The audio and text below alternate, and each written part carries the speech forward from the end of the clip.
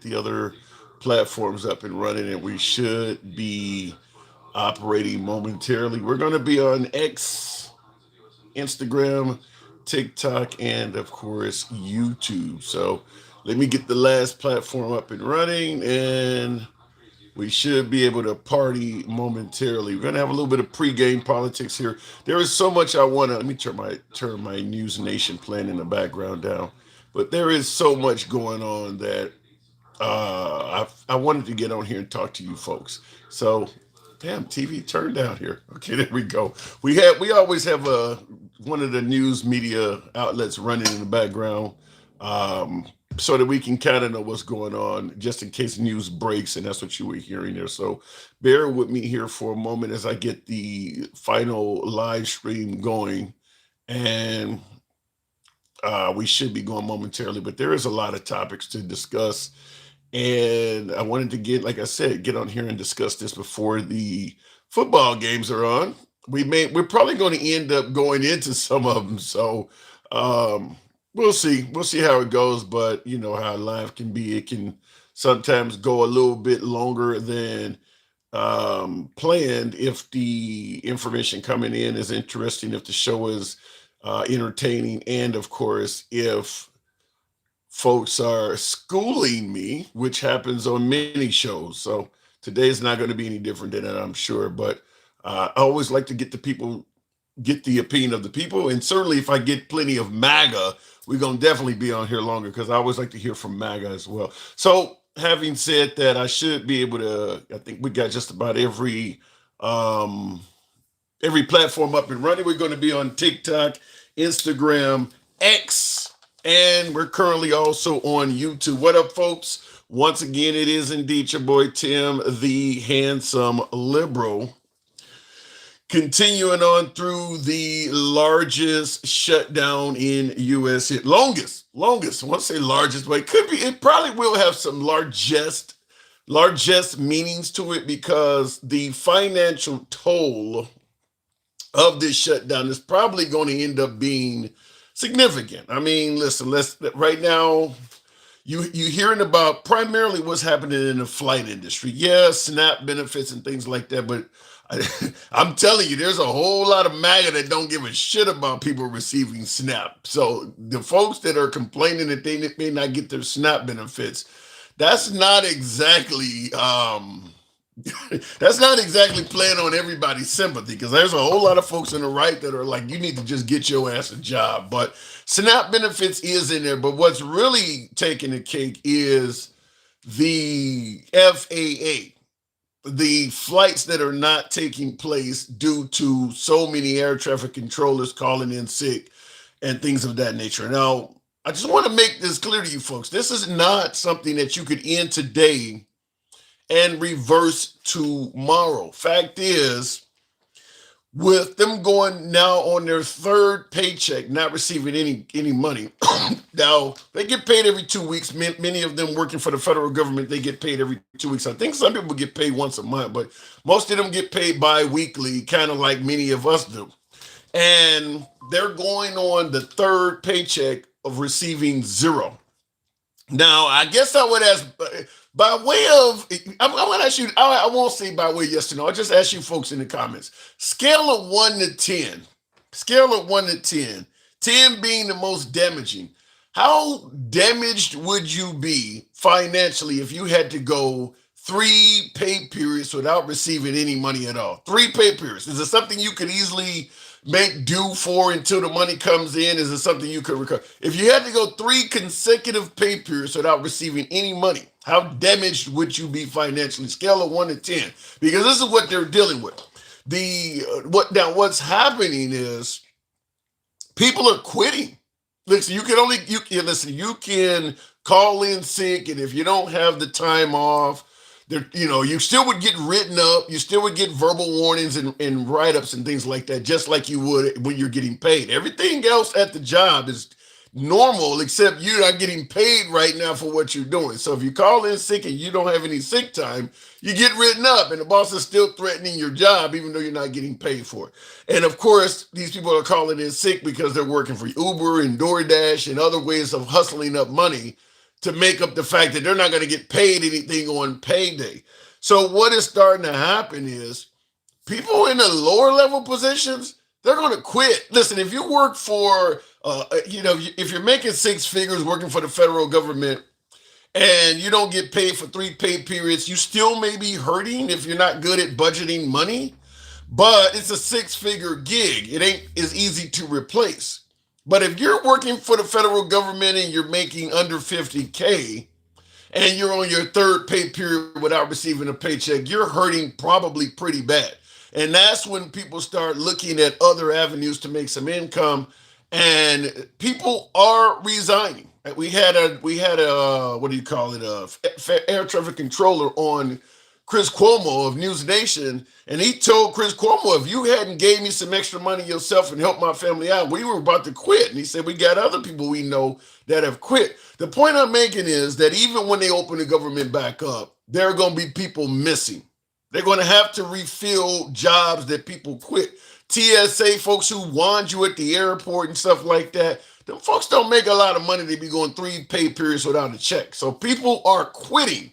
So once you reopen the government, you got to hire and retrain people to fill those positions. So the point we're making, simply put, is this will affect, let's say, Thanksgiving travel, who, God knows, maybe even Christmas. But this is not going to recover the moment they get the government back up and running because it's been down for too long.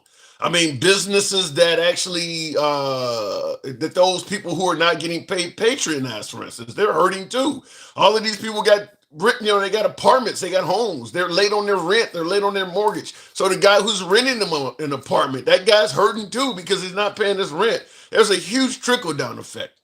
We're going to talk about it from that standpoint, but fact is, this is the longest shutdown in U.S. history, and it probably will be the costliest as well because of, as I'm telling you, about people quitting jobs, things of that nature, contracts. People have to fly places to be in locations for business meetings. They're canceling that stuff. Airlines are seeing people opt out of flying right now. I'm going to tell you myself personally, I wouldn't feel safe. You know that the people controlling the safety of the flights are undermanned.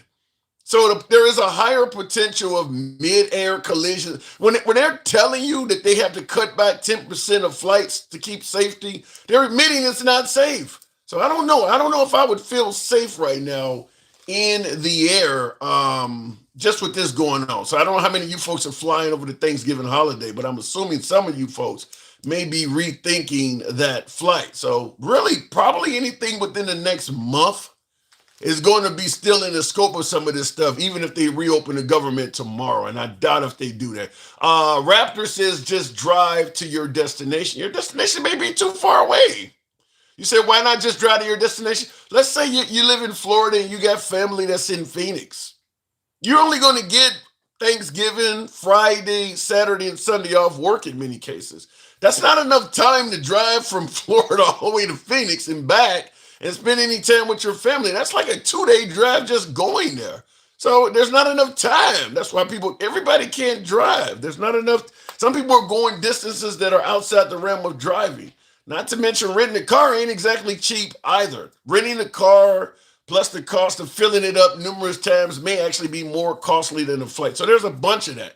But time is probably the biggest reason why people choose to fly opposed to drive. You can get somewhere in mere hours that may take you overnight or even more than a day to travel. But anyway, we want to get into the actual show, pregame show we're going to do here. Trying this is something new.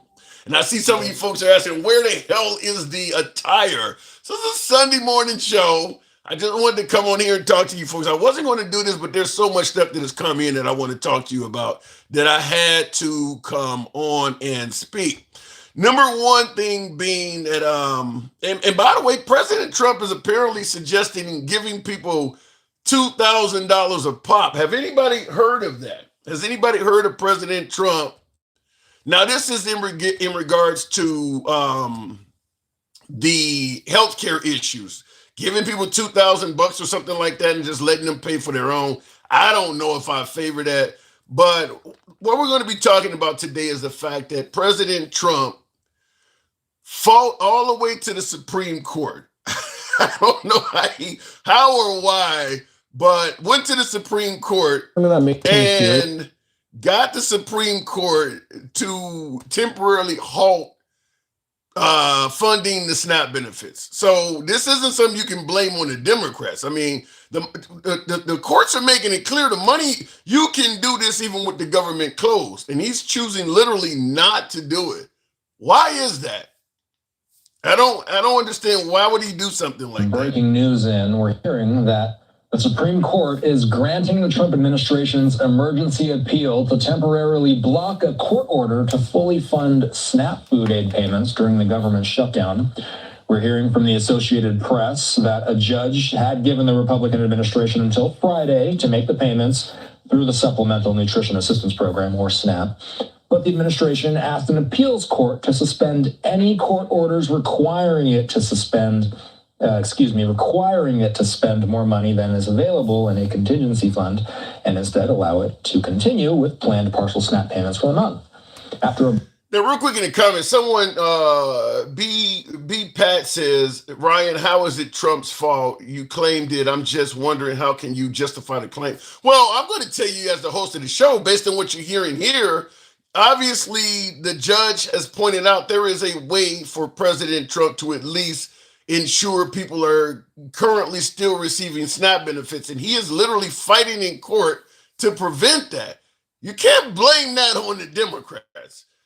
You cannot blame Trump deciding to fight with the Supreme Court to continue the suspension of SNAP benefits. That's something that is between him and the courts, and it apparently appears that he's at least temporarily won that. So I don't know how the Democrats get blamed for that, but I do want to talk to you folks about that, and I want to know, why do you think he would do something like that, and how does that make him look? Because I do know a lot of people are blaming the shutdown on the Democrats, but that right there, that's him being ordered to continue it based on the fact that there is a contingency fund and choosing not to do it anyway.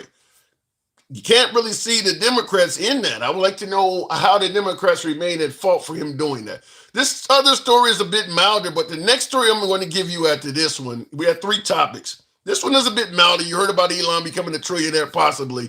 Bit milder, but the next story is very concerning, and I want to talk particularly to MAGA on that last story. Vision that could pave the way for Elon Musk to become the world's first trillionaire. It's not a money thing. It's a reasonable control thing over the future of the company. Tesla shareholders will gather in Texas today and vote on whether to raise his ownership in the company from 13% to nearly 30%. Under the terms of the potential deal, his personal wealth could eventually top $2 trillion. But he'd need to meet some ambitious goals in the next decade, including growing Tesla's stock market value from roughly $1.5 trillion to $8.5 trillion, deploying at least 1 million autonomous taxis, and selling 1 million robots, like this one, called Optimus, which Tesla says can perform repetitive or boring tasks. Musk says he definitely needs conservatives to make this happen, because if he gets a liberal in power, now you hear them saying that he could become worth $2 trillion, but there are stipulations on it. He has to meet these goals, selling a certain amount of Teslas, creating these robots and things like that. I can guarantee you that if a liberal government, because this is over the next 10 years, this is not something, he's not a trillionaire right now. This is over the next 10 years. The liberals are going to vote against everything that represents Elon. So if you get a liberal government, all of Tesla's contracts are gone. So, I mean, listen, the guy is incredibly wealthy. He's never going to have anything to worry about financially for the rest of his life. But I do believe that if you get a liberal government, they're going to do everything they can to make sure that Elon does not meet these goals. They'll find any other company they can to invest in other than Elon. So I see in the comments, Matthew Luciano says Democrats are haters. In this case, Matthew, I'm not going to argue with you. The Democrats are not going to back Elon. Elon has been essentially an anti-Democrat machine since he involved himself in politics. So the Democrats are not going to back his Teslans at all. Your hate for liberals is unjustified, says Johnny BG. Are you suggesting that I have hate for liberals? Okay, let me know. I've never been told that before.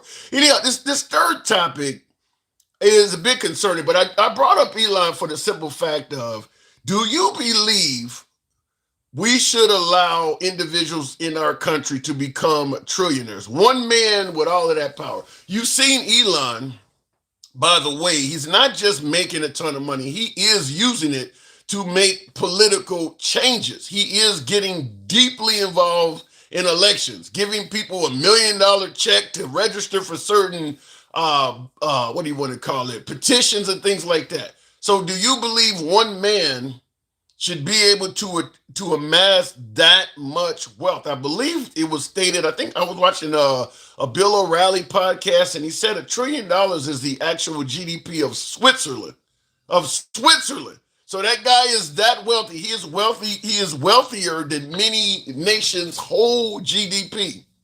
So it's obvious the amount of swing, the amount of power he can bestow with that type of money at his disposal. He can literally rig the system, as I'm done and saying. You said, no, he's rigging the system. Yeah, he can literally rig the system with that sort of money. Any small town political race, even at the Senate and congressional level, he has enough money to really cause some damage to whoever is his perceived adversary. Let's say, for instance, he just purchased a home and he wants to put a dam in a nearby lake or river or something because it's affecting his property, or he wants to tear down trees, or he wants to do something that the local government disagrees with. He has enough money to ensure that whoever the politician is of that government is somebody that he wants in there. He has enough money to easily do that. So that's where the problem is. Do you believe an American should be able to amass $1 trillion of wealth? Now, there is a precedent to this for folks who are yelling, you shouldn't you shouldn't get involved in how much a person earns and all of this other stuff, and stifling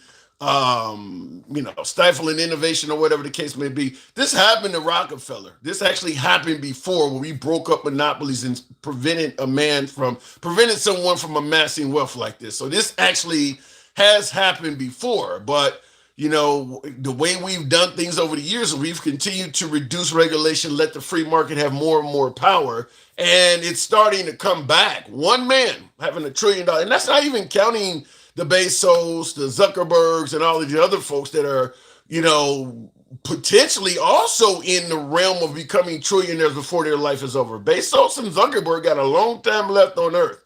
They're not very old, so they could both themselves become trillionaires as well. Meanwhile, while the average working man are seeing their salaries remain stagnant. Should one man have the ability to become a trillionaire, or should there be some kind of government limitations in place? Talk about that. Now, this last topic before we start taking callers and going to the box. And by the way, tap the screen, get the likes on up to 10,000 if you enjoy this type of dialogue from all sides of the aisle. Understand we don't block, ban, or censor anybody on this program. You don't have to have any sort of political leanings that agree with anyone else here. You get to state your case. We are MAGA friendly, been MAGA friendly since day one. MAGA are my preferred guests and will remain that way. Nevertheless, liberals are welcome.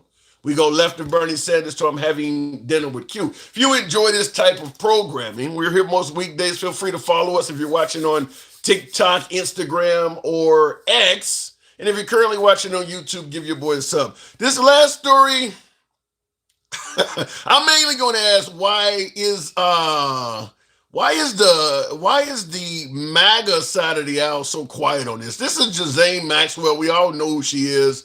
Essentially the pimp for Jeffrey Epstein. Essentially was like his pimp, providing him with marks, providing him with chicks to do whatever, young underage girls. But recently some emails from her has come out. Now that she's been placed in minimum security, emails of her describing her new surroundings are coming out. In her own words, describing life in her new prison home. I feel like I have dropped through Alice in Wonderland's looking glass, she writes, a federal prison Camp Bryan, according to emails she sent to friends and family reviewed by NBC News. I am much, much happier here, she writes. Maxwell is serving a 20-year sentence for recruiting minors to be sexually abused by Jeffrey Epstein. The emails obtained by the House Judiciary Committee investigating allegations of special treatment, written by Maxwell after an abrupt and unusual transfer from a low-security facility in Florida to this all-women's camp in Texas, typically reserved for white-collar criminals. The move came amid backlash over the DOJ and FBI announcement in July that a review found no incriminating client list. Soon after, Maxwell met with Deputy Attorney General Todd Blanche. Did you know of the existence of... Now, in the emails, not only did she say I'm much, much happier here, and she talks about, it's like night and day. You heard her say it feels like Alice in Wonderland compared to the previous surroundings she was in. I want to ask with the right, I'm talking particularly to my beloved MAGA, who often are tough on crime and do not favor folks giving a slap on the wrist, considering what she's done. Why are there no complaints from MAGA on this? Now, she's produced nothing of value that we know of whatsoever. And President Trump has not even indicated he's going to suggest that she produced anything of value. Why is she in minimum security boasting about how great the conditions are now? Whereas I believe she stated in here, nobody fights, nobody steals anything from each other. She's in a white collar environment when she's clearly committed what normally is referred to as a violent crime. Why is there no MAGA outrage for this? We've heard a Lincoln rally, how people are pissed off that ICE let go of somebody who later reoffended, and we don't like folks who give slaps on the wrist or let go of violent offenders. Why is there no outrage whatsoever from MAGA from this? This woman hasn't done anything to suggest she should have been taken for maximum security and put in a minimum security camp that even she is saying is pretty damn nice. No outrage at all. Why is there? Can somebody please explain that to me? So those are our topics, namely going to be talking about Trump going up to the SCOTUS to fight against SNAP. I want to hear your opinion on why you think he would even do something like that. Nevertheless, we'll go straight to the box and the callers. This is indeed the Pregame Politics show. We're trying something new here. Looking in the comments, why is there no outrage for the 34-count felon?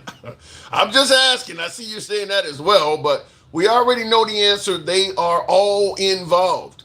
Well, MAGA's not involved, Aaron. MAGA is supposedly for, stiffer penalties on crime. Isn't Trump talking about no bail justice and things like that? Why is MAGA not concerned of significantly improving the life of what amounts to a serial pedophile? I don't get that. Somebody let me know. Because Trump is in the files, says Artie. Well, if Trump is in the files, then once again, why isn't MAGA outraged about that? It doesn't make sense, so I think we believe there's something more to it that we just don't know or aren't being told. Muse says, I don't disagree with that. But then once again, why isn't MAGA outraged about that? As you correctly state, it doesn't make sense that he would do that. Why aren't people outraged about that? This woman committed some heinous shit. Why is there a lack of outrage? Seeing black MAGA people is so hilarious. Okay, well, let me know when you see one. The left would have gone apeshit if he did something out of line. I don't know what that's got to do with why is there no outrage of giving this woman minimum security where even she's boasting it is much, much better to be. James Harper, good evening, or good afternoon rather, or in this case, maybe even good morning, depending on where you are in the country. Good morning, James. Welcome to the program. Good morning, Tim. Hey, why do you think there's no outrage about this? Taking this woman from maximum security to minimum security after being convicted of essentially serial pedophilia, and they're not complaining about this at all, even though Trump is giving no reason whatsoever for why that happened. Their guy. It was their guy's idea to do it. That's why. Anything his administration is doing, they don't bat an eye or nothing like that. They allow him to do whatever you're doing. And when people complain about it, the first words out their mouth, he's your president, and what he's doing is for the betterment of the country. Do you believe taking her out of maximum security and putting her in a minimum security camp is for the betterment of the country? No. She should rot in a max security prison for the rest of her life. Well, then I have to ask, if he's done this already with no explanation, and he still has 3 years in office where he could actually pardon her, do you think she will rot in a prison at all?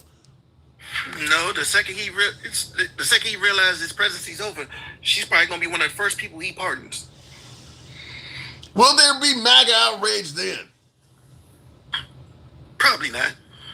How does one get that powerful? Now, MAGA made a huge outcry about how this woman, or better yet, MAGA made a huge outcry about the files not being released. We heard everyone from Dan Bongino to Deputy, whatever he is of the FBI, Cash Patel. MAGA was all about those files until they realized our guy might be in there. And then they'll have to admit that they were wrong. So what are you suggesting, that MAGA really don't care about kids if it's one of their own guys being the offender? Apparently, because if they would have pressured Mike Johnson to reopen the house so they can get those people in. You're really painting MAGA in a bad light. I mean, you're almost, it's basically like you're basically saying, even if you are a pedophile, they will overlook that as long as you're doing what's right by the party. You're painting them in a bad light there, James. I mean, look at what they've been doing so far.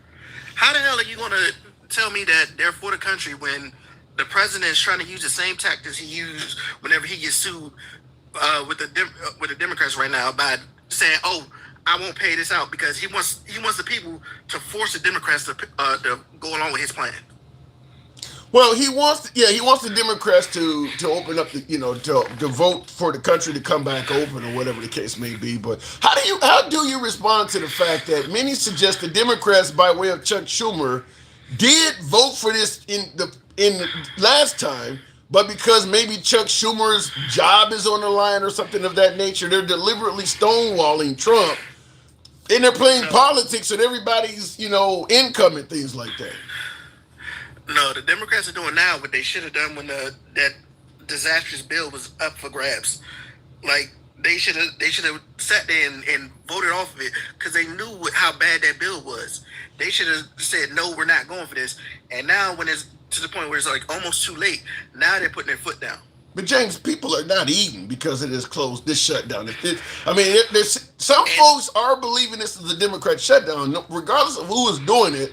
We know five Democrats siding with the Republicans could get this back up and running. This is Trump's shutdown.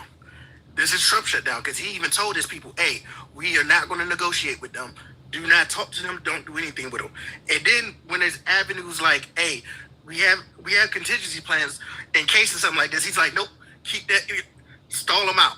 Stall them out. Don't pay nothing. Don't do anything like that. Let them starve."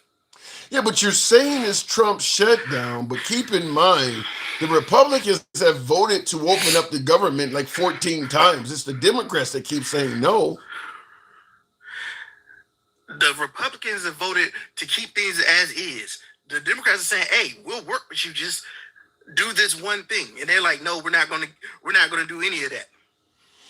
So if the Republicans do not negotiate with the Democrats, would you be in favor of letting this shutdown continue indefinitely? I mean, people are hurting, James.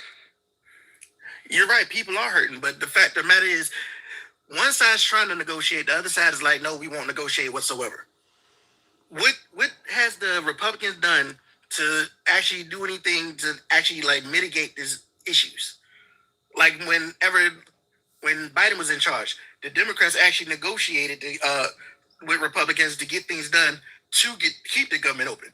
They're not doing that on this case. Well, how about like for instance, Ocean in the comments, someone named Ocean in the comments rightfully points out the Republicans agreed by way of Trump to negotiate the health care if the Dems would just open up the country. So if they would approve he's talking about the beautiful bill, but Trump has already stated he would negotiate.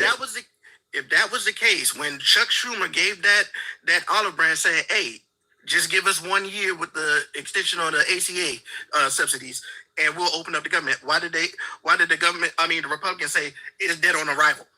Well, because that's not negotiation. That's a demand. The Democrats were not in. You're telling the Republicans what to do. The Democrats said they want to negotiate. That's not negotiating. That's demanding. No, Republicans said, "Hey, just open up the government and we'll talk." And we both know as soon as the government opens up, they're not going to do any of those issues. Just like they sat there and was like, "Oh yeah, we'll release the files if we get this many people." And as soon as they got close to getting that many people to release the files, what did Mike Johnson do? He shut down the House. So your belief is when Trump says if the Democrats vote with the Republicans to open up the government, then we can talk. Your belief is they're lying. They're not going to talk to him at all. You're telling me to believe the guy who's known for stiffing people on deals? No, I'm not going to argue with you. I can totally understand why people wouldn't trust Trump. I totally understand. So then, where do we go from here? Then, I mean, if you don't trust the guy, what is the purpose of saying you want to negotiate with somebody while admitting you don't trust them? The problem is, even if we can get the Senate to do what they're doing, the House is ran by a lapdog of Trump. He's not going to do anything unless Trump gives the okay for it. That's why he's sitting there fighting not to let the House be open. He don't even want his Republicans talking to anybody in the House or trying to do anything. You're talking he keeps Johnson. sending them home on vacations. You're talking Speaker Johnson. Yeah, listen, I'm not going to argue with you that Johnson is pretty much a yes man for Trump. I think it would be hard to counter that even if I tried my best. So yeah, he is kind of right. And you want to know what's worse? The people who are sitting there like staunchly fighting, talking about we're not going to reopen the government, are the same people that's still getting paid for it in this. If those congressmen and women actually like stop getting paid every time the government shut down, would you see the government shut down as much? I think you would see, not only would you not see it as much, you would see a lot more aggressive tactics to reopen it. If they were going, exactly. 6 weeks without a paycheck like everybody else is. Yeah. The problem is Congress, unfortunately, gets to vote themselves on a lot of the things that the people want, like term limits and stuff like that. And that's one of our own faults, because we've let these people get to the point where they control themselves instead of getting controlled by the people. That is one of the biggest flaws of the founding fathers, I think, that's coming to light, is that they did a lot of stuff on the honor system, and the honor system don't work where you got people that may not be honorable, and they need to pass some laws that are actually etched in stone. But such as what you're suggesting, that like term limits, how much money they can make, how often they can vote themselves or raise it. And of course, what you're talking about, if you're not working, you shouldn't get paid just like everybody else shouldn't. But it doesn't come unless they vote that in against themselves. And that's just no way, no how that's going to happen. So even though the government remains closed, he goes to the Supreme Court because the lower courts told him there is a residual fund where you can, at least for now, ensure people are still receiving SNAP benefits. And he's fighting against that. Why is that? He's fighting against that because he loses his leverage with it. Remember, every time Trump is in trouble, his tactics is stall him out. And with that SNAP benefit, that alleviates part of the problem with the government, problem with the country, because now people can eat. That's not something that they can use to pressure Democrats to fall in line. Yeah, but let me ask you, I guess I want to ask it this way. With Trump being in control of the executive, legislative, and judicial branches, not to mention many might suggest the Supreme Court as well, are people going to really believe that if SNAP continues not to be given out, that it's the Democrats' fault? I mean, the Democrats have very little power right now. Trump tell it he wills. That man does not take responsibility for anything negative his entire life. Every time something bad goes down, it's always somebody else's fault, and he's always pointing the finger at somebody else. Well, I believe the phrase is "the buck stops here." That's where I believe one president was quoted as saying with Trump. So you don't think not with Trump? Didn't he just recently say though that the shutdown is starting to look like it is on the Republicans? I think he said something. He said something to that nature. No, he said that I wasn't on the ballot, and because the government shutdown it is the excuse why the Democrats won so overwhelmingly. Oh, so in other words, if he was on the ballot, the Democrats would have lost again. Basically, what he's saying is, without me, you guys would have won. Like if you guys used me, you would be in office right now, which is actually the exact opposite of what happened on Tuesday. I don't know. He did putting Trump on the ballot did very well in 2024. You suggesting things have changed a bit?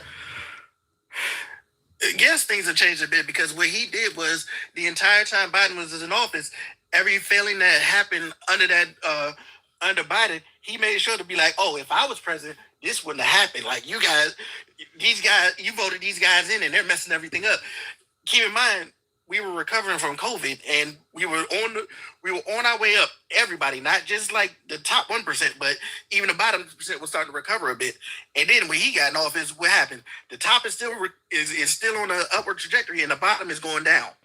Well, I got a lot of my beloved MAGA suggest that the economy's not that bad right now. I get folks that are saying the price of gas is coming down. I had somebody tell me, and I was in a different live, but I had somebody tell me. Go ahead. The economy right now is worse than what it was a year ago, and they don't want to admit it because their guys in power. Mm. So all it takes is to have your guy in power, and you suddenly don't see reality. Exactly. Because remember. And then also with your guy Elon, when Trump first got in power, what did Elon do? He went in and started gutting every oversight and regulation office that was in the government. Well, according to Elon, there was a whole bunch of waste, fraud, and abuse, and he was doing the country a favor. That's always been what they were saying, but where the most money is being wasted is in the defense budget with these contracts that they give out. That's where all that waste. That's where all that waste and fraud is coming from. Is on the contract side. But you notice those never touched the defense budget whatsoever. No, they touched all the social programs and protection program that the government put in place. Well, our constituents in this country are pro-military. You as a politician, you start gutting the military's finances. I didn't say touch the military. I said the defense contracts. They're going to tie them together, the biggest side of it.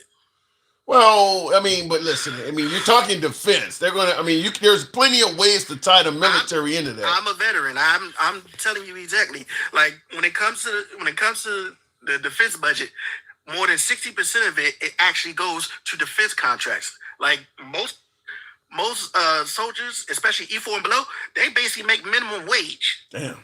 Yeah, I'm aware of that. I'm not disagreeing with you. I'm just simply saying when you start talking about fucking with defense, there's gonna be there'll easily be ways to spin the wording so that you're gonna tug at veterans and people who are pro-military heartstrings.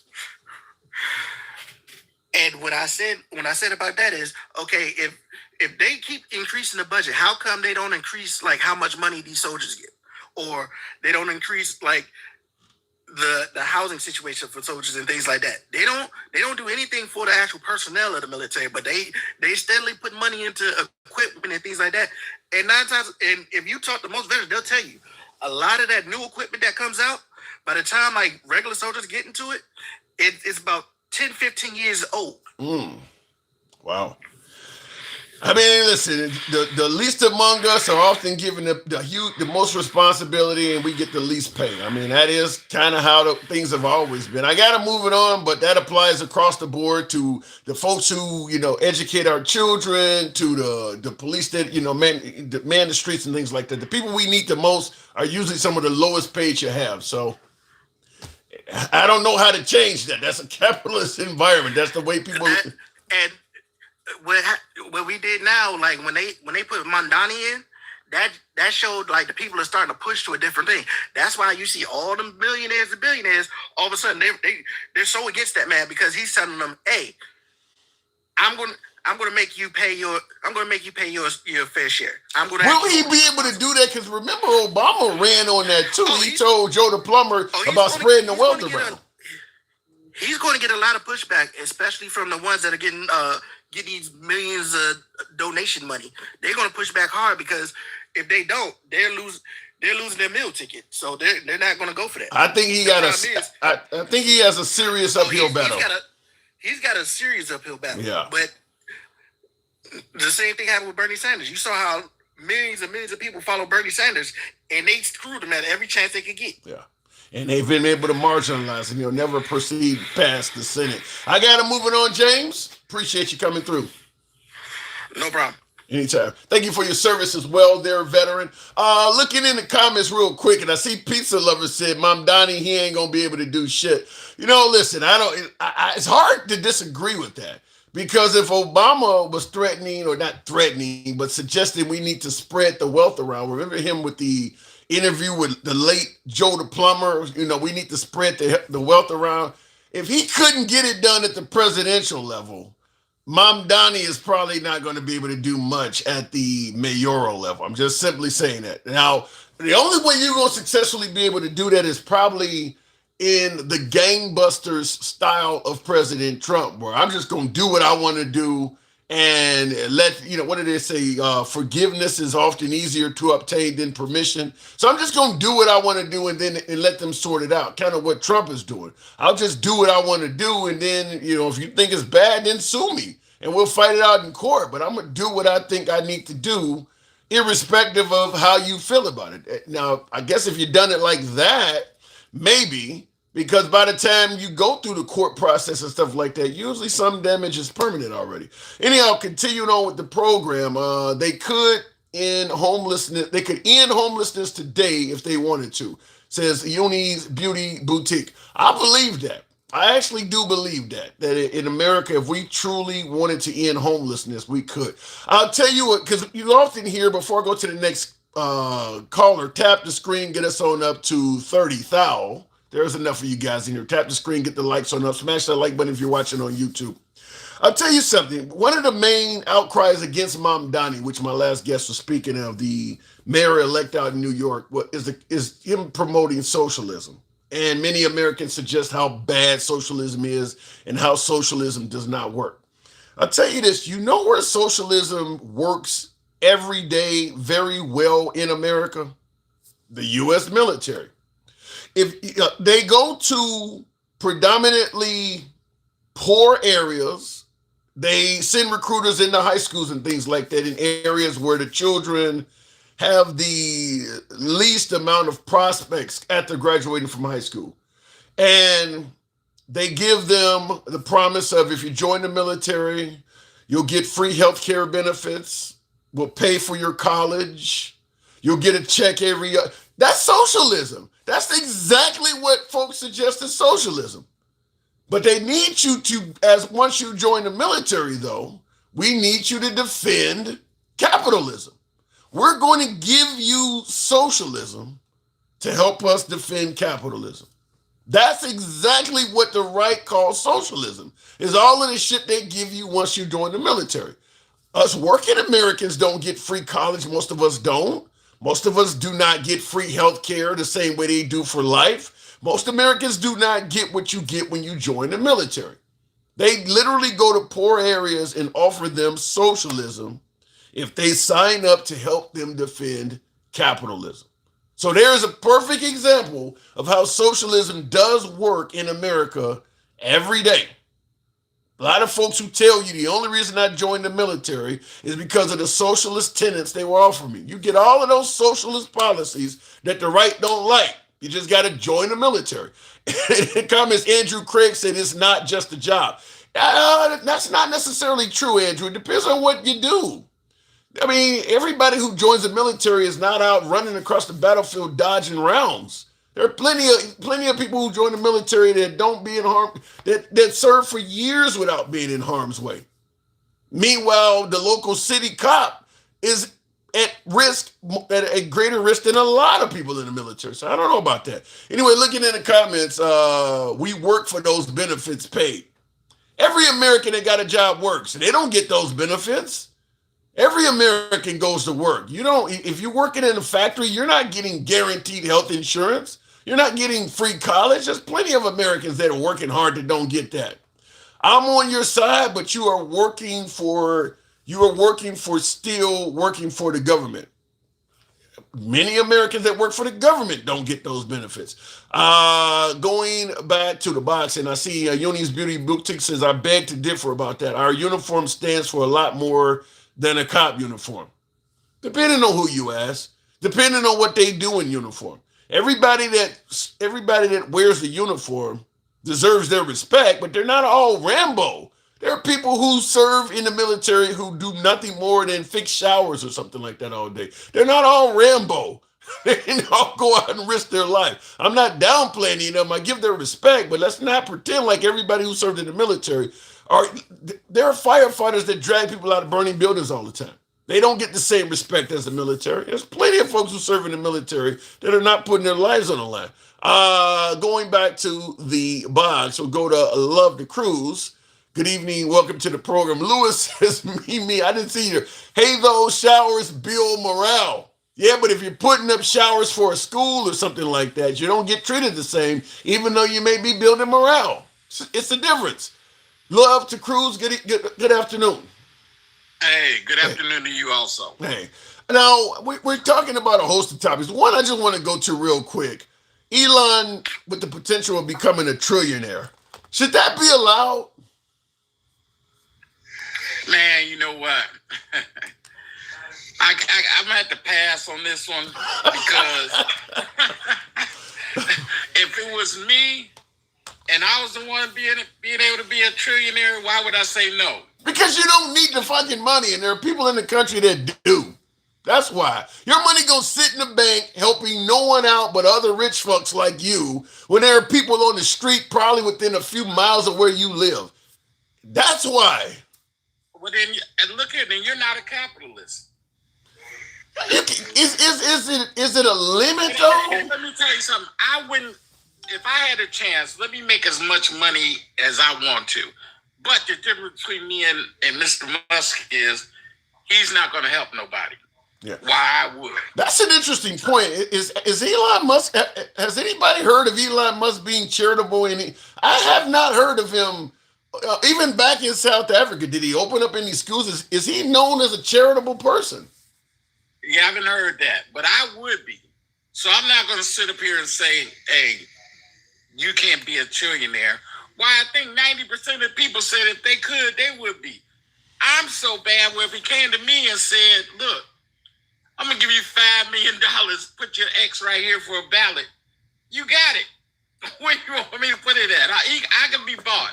So but that is a problem, though. You're making it clear that money can exacerbate lack of integrity, and that one person with all that money can do all kinds of negative shit to our country. You're absolutely right. It can, but see, the thing with them is they don't want to do. They're trying to hold everybody back so that they'll go forward. I wouldn't be that type.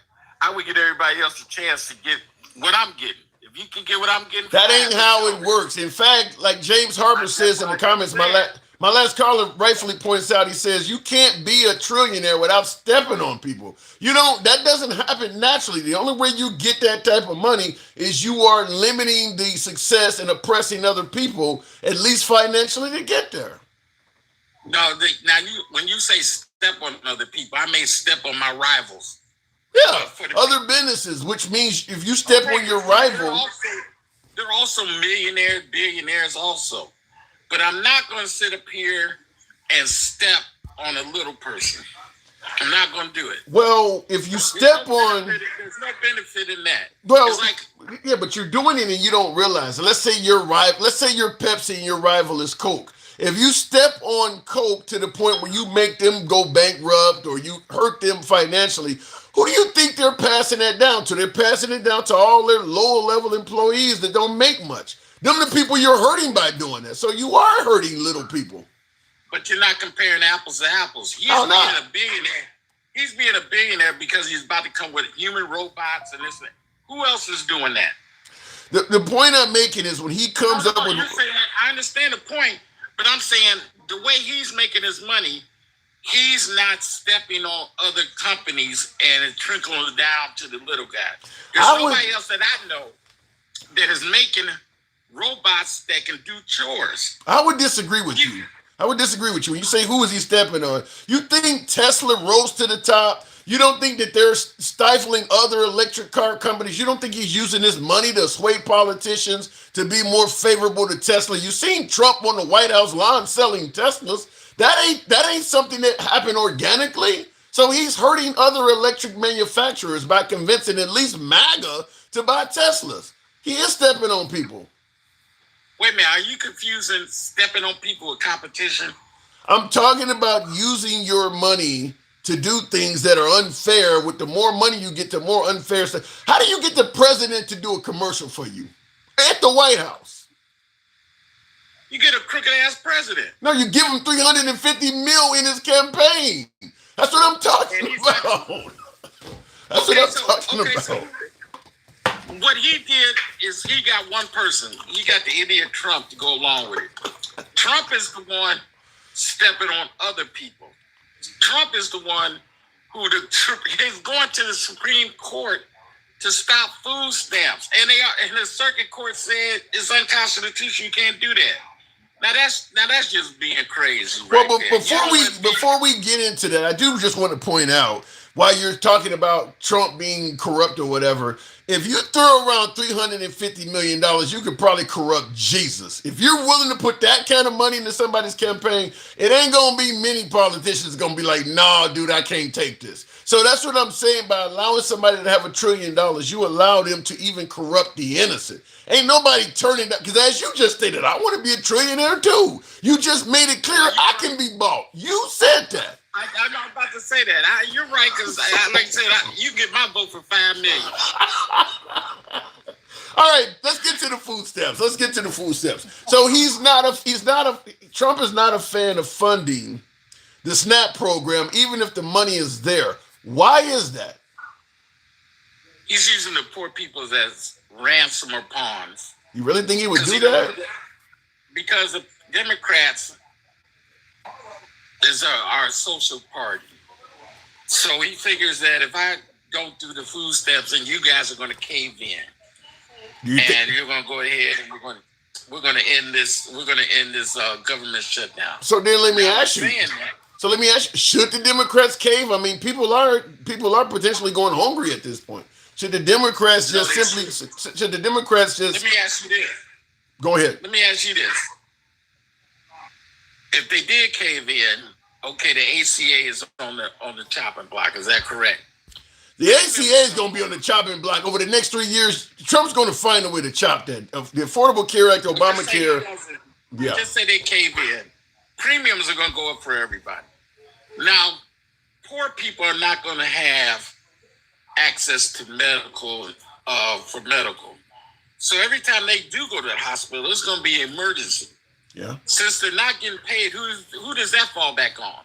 That falls on the insurance, who's going to in turn raise the premiums of everybody that does pay. So, some have suggested that. How about this? Like, for instance, in the comments, Handsome Conservative, love the name as always. Thank you, Handsome. He says, if you want food stamps back for the people that need it, the Democrats are going to have to go back to work. So in other words, if the Democrats don't open the government, I don't give a damn what else is available. We're not going to help these people out unless the Democrats play ball. Do you see that as also being Trump's position? Because according to... I see that as fucked up. You know what the national minimum wage is in the United States? You know the average. I know nobody's... Well, I know it's like... Hold on. I know it's like $7 or something, but hold on. Most states are not paying what the actual minimum wage is. You're making at least 14. You know what average means? But yes, I know what average means. Okay, so even though most states are not, over the whole United States, the average for minimum wage is $7.25. That's not true. Look it up. That is not true. That is the flat bottom. When you say the average, I'm going to say what I just said. Even if it's $7.25, very few Americans are working at a punch-in job where they're paid hourly and they're getting paid $7.25. Even the states that have a minimum wage that low, they're paying their employees even at burger flipping jobs $9 and $10 an hour now. Nobody's paying that. But what you're forgetting is waitresses and things like that who work on tips. So that brings down the average. Just say you got somebody $10. The waitresses get what, $4 or $5 an hour plus tips? Yeah, but that's not realistic. It's not realistic. Let me tell you why I say that. If you're working as a waitress making $4 an hour, that means for an 8-hour shift, you're making $32 an hour. Obviously, tips are involved. If you're working for $8 an hour, which is more than that $7.25, that means for a day, that is $64. Just about every American working a full day of work earns more than $64 a day. You can use the waitress's salary if you exclude the tips, which is not realistic because that is why they're getting paid so low, is because they earn tips. Fact is, most Americans are making more than $7.25 an hour for an 8-hour day. I don't know anybody paying that low, even at the lowest of low jobs. I disagree with you. Just like let me see who can use. Just say Uber drivers. Even though I know they make a lot, some of them do. On the average, they're not getting paid per hour. They get paid per whatever it is plus their tips. Instacart. All those people aren't getting paid by the hour. Yeah, the gig. I can't argue with you. The gig, because I've done Uber and Lyft. The gig economy jobs, the DoorDash and stuff like that. That is a new way for corporate America to rip off employees. Yeah, if you're working in the gig economy, there's plenty of people in the gig economy that are probably making less than $7 an hour. Because I know I was doing it for a short time, and I'm like, this is just tearing up my car, and I'm paying them to work for it. So I can't argue with the gig economy. But fortunately, most Americans are not working for Uber and Lyft. Because that shit is a ripoff. That's where I started doing my social media content, was that before I got involved in politics. That stuff is terrible. I can't argue with you on that. But isn't that getting counted into the national average for minimum wage? All jobs?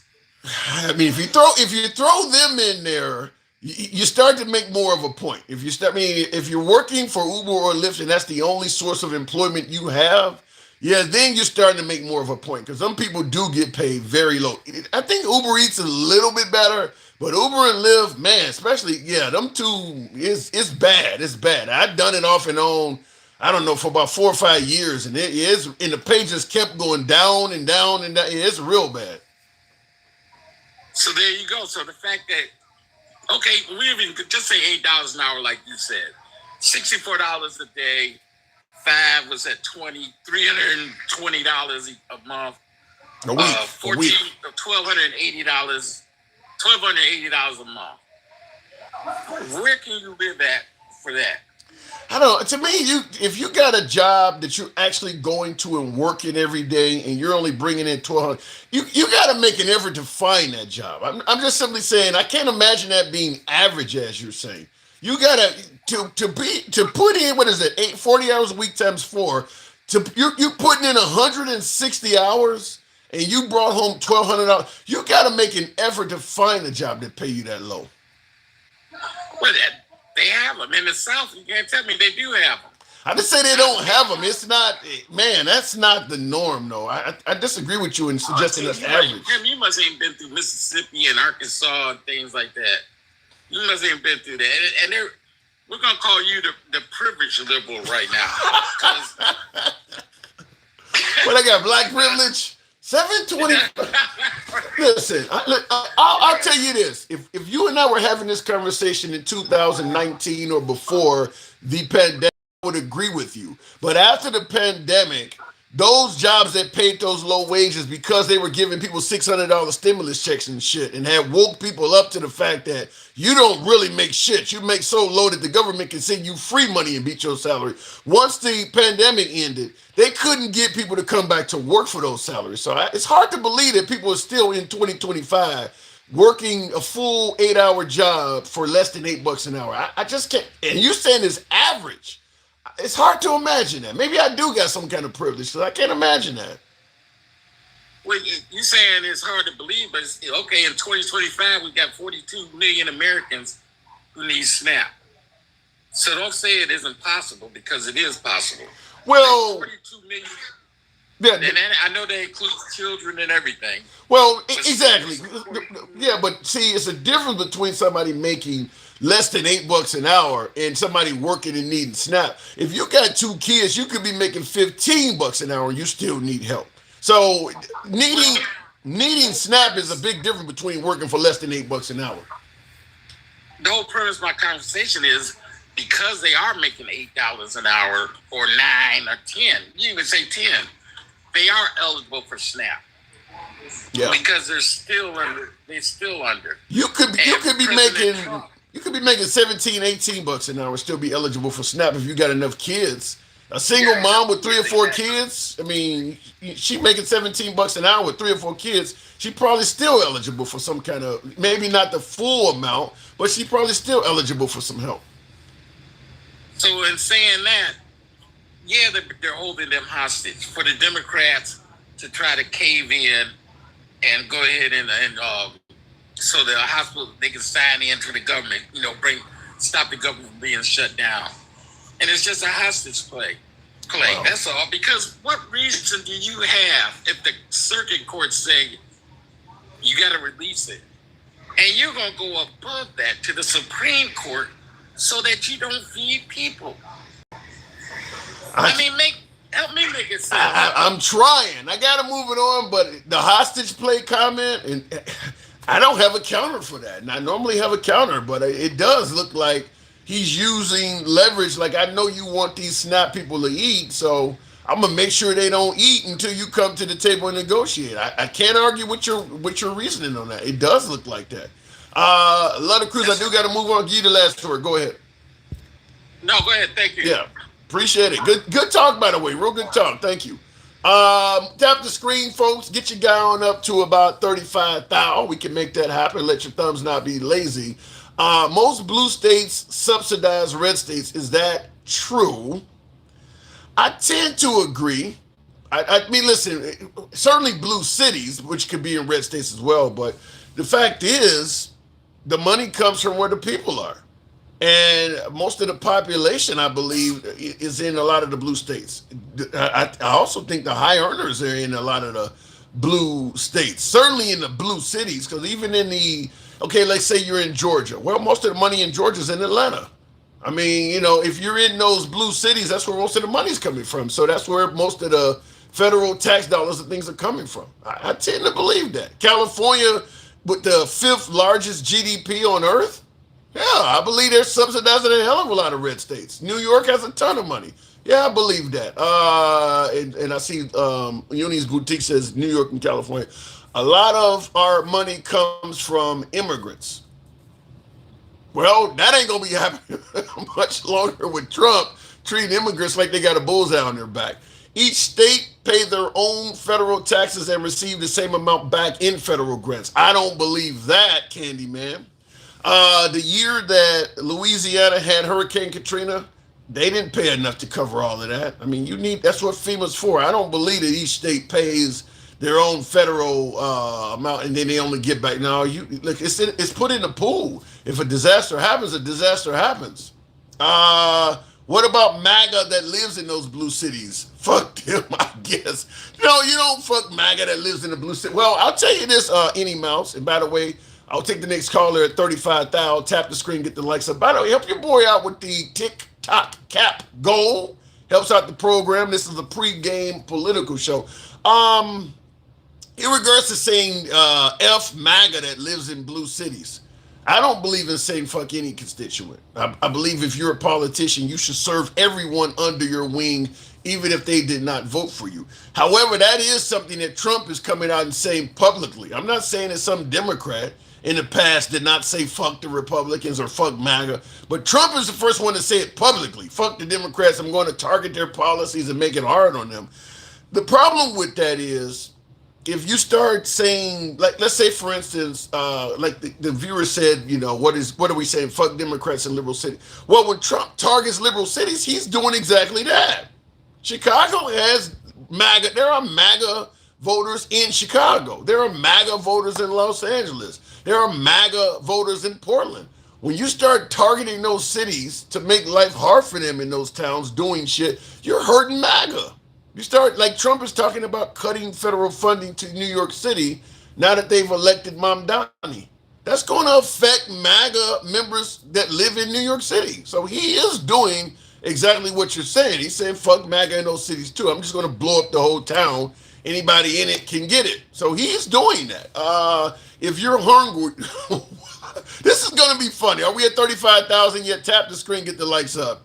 Jeremiah Brown, appreciate your support, Jeremiah, member of the program. He says, if you're hungry, learn to hunt and fish. Maybe get a job, buy food on your own dime. I'm sure you won't spend as much. The suggestion is if you're receiving SNAP or government assistance, you do not know how to hunt, you do not know how to fish, you do not have a job, and you are spending frugal. you are not spending responsibly. Is that the case where folks who receive government assistance are just irresponsible, lazy fucks? That's what my viewers say. By the way, keep in mind also, if you're going to hunt and fish, you need to pay for a license to do that too. So if you're broke, you don't let you hunt and fish for free. No, learn how to hunt and fish. I mean, so if you're in Chicago, what are you going to be hunting? Negroes? What is there to hunt in Chicago? You can't just go around shooting animals in Chicago. You can fish, I suppose, but you can't just go around. You can't just hunt in some areas. You can go around, learn how to hunt and fish. They took the last 5 seats with Prop 50. Well, how many seats did they take with what Texas did? And now Missouri's doing it in response. Indiana, look, I would tell you something, and I'll go to the box at 35,000, tap the screen, get the likes up. I'm going to tell you, I'm not confident that this gerrymander stuff that started with Texas Governor Greg Abbott at the behest of Trump, I'm not confident this is going to work in the favor of the Republican Party, because you're assuming that there is enough people in the way you switch in those districts that are going to vote red to make it. I don't think the right is acknowledging the likely change in support from the Latino Hispanic community. I think the Hispanic community, out of all of the voting blocks, is probably going to have the biggest change. That is going to probably be anti-Republican. Biggest change by far is going to probably be the Hispanic community, because they're the ones that are being targeted by a significant margin. I get that they're trying to go at the illegal immigrants and trying to get people out of the country that don't supposed to be here, but the Hispanic community does not view it that way, because the promise was we were going to go at the bad hombres and things like that, not get rid of TPS and asylum seekers and grandmas that's been here for 30 years and targeting people simply because they're brown or they speak English. I think the Hispanic community, in some of them areas where they're gerrymandering, you still got a significant amount of formerly Republican Hispanics. So I don't know if I feel confident that's going to work. We'll see, though. Texas helped Democrats and Rhino Republicans money launder our money, says Alec. Yikes. Why do you give a shit what kind of foods that people want to eat or on Snap? Eddie Miles, I know you're not talking to me about that. Listen, I don't understand why people are so concerned. Look, to me, okay, let's say you're a single mom with 3 kids. We figure you should be able to feed your 3 kids for, I don't know, $700. It's going to be something lower than what you normally would use if you got a job. So let's say a mom with 3 kids, we're going to give her $600 in food stamps a month. $500, $400, whatever low amount you think is enough to just get her by. That's enough for her to go out and buy grits and rice and beans and major staples to feed those kids. If she's at the mall buying steak and lobster with that meager amount, I don't give a fuck. Then you're going to have to skip some meals. I don't see why people want to lower the amount to barely cross the threshold and then focus on what you're actually buying with that low-ass amount. You cut it as low as you could. Who gives a damn if she decides we're going to eat steak tonight and tomorrow we'll get by on tomorrow we all get by on a can of Campbell's soup? So be it. Who cares? People are actually looking at the shopping carts of what people on Snap are spending. They figured out when they allocated that person those benefits to give them the least amount as possible. Who gives a damn what they do when they go to the grocery store? I don't know why people focus on that. Anyway, let me go back to the box. And we're at 35,000. Tap the screen, get the likes on up. We'll go straight to Lewis. Good evening, Lewis. Me and Mexicans, beans and cornbread. That's what I'm saying. If you only gave a person enough money to buy beans and cornbread and they showed up and bought lobster, who cares? You're not going to give them any extra money, so who cares? Lewis, good evening or good afternoon. Hey, how's it going, Tim? It's going all right, so to speak. I'm being told the Democrats are fucking this country up by not opening the government. What say you? Didn't Trump just prove to you that he will do anything to keep from opening the country up? All he had to do was just release those snaps. I think that would have been a good gesture to the Democrats, period, if he'd have did that. But he's telling you that he's trying to blackmail the Democrats, and the Democrats have went for those okey dokes from the Republican side for so long that why would they trust him that he's going to try to work a deal out with Obamacare? His mission is to end Obamacare. Let's just face that. We know that going all the way back to his original one. There's no way that he's going to do anything to save the Affordable Health Care Act. So why would they give in to it? Well, to some degree, I think it may be unavoidable, Lewis. I mean, Trump has over 3 years left. I mean, my guess is if Trump serves 3 more years, the Affordable Care Act will not survive his term. I mean, he's going to keep going at it, taking pieces off of it one way or another. You're probably not going to have the Affordable Care Act that was in place after Obama's term once Trump finishes his second term. There may be something else there called, Trump Care or something like that, but Obama's mark on the healthcare industry will probably be gone after Trump's term. Here's where you're wrong at. Number one, Trump will be impeached come after November. They got to win first. They're going to win. There's no way. There's no way it can happen. You just got a good little taste of that. And the Democrats definitely, the Democrats may even end up with a super majority. Where they don't even have to get a vote from where they don't even have to get a vote from the Republicans. I smell a civil war if that happens. If the Democrats get a super majority, so they start acting like Trump. Oh my! I don't think MAGA's going to be okay with that. And win the Senate, he's gone. Yeah. See, so that's what he's. But here's the problem, though. About the end of his. But here's the problem, though. Talking about the end of his term. Yeah, but here's the problem, though. About now. Yeah, I get that, but here's the problem, though. Back in the day, when everything was done on horseback and then later on train, when they didn't have jets and things like that, they put this gap in time in there so that if you win in November, they don't inaugurate you until January. That gives you time to travel across the country and congratulate the voters and things like that by horseback. Abraham Lincoln did it by train, things like that. The problem nowadays, though, is if the Democrats get a supermajority, as you're indicating, in November of 2028, there's a lot of things Trump can do before January of 2029. I mean, every election they won will be considered fraudulent, by the way. Trump still has the power to deem all kinds of emergencies and throw out whatever he can throw out. So even if they win, they could still lose. You get what I'm saying?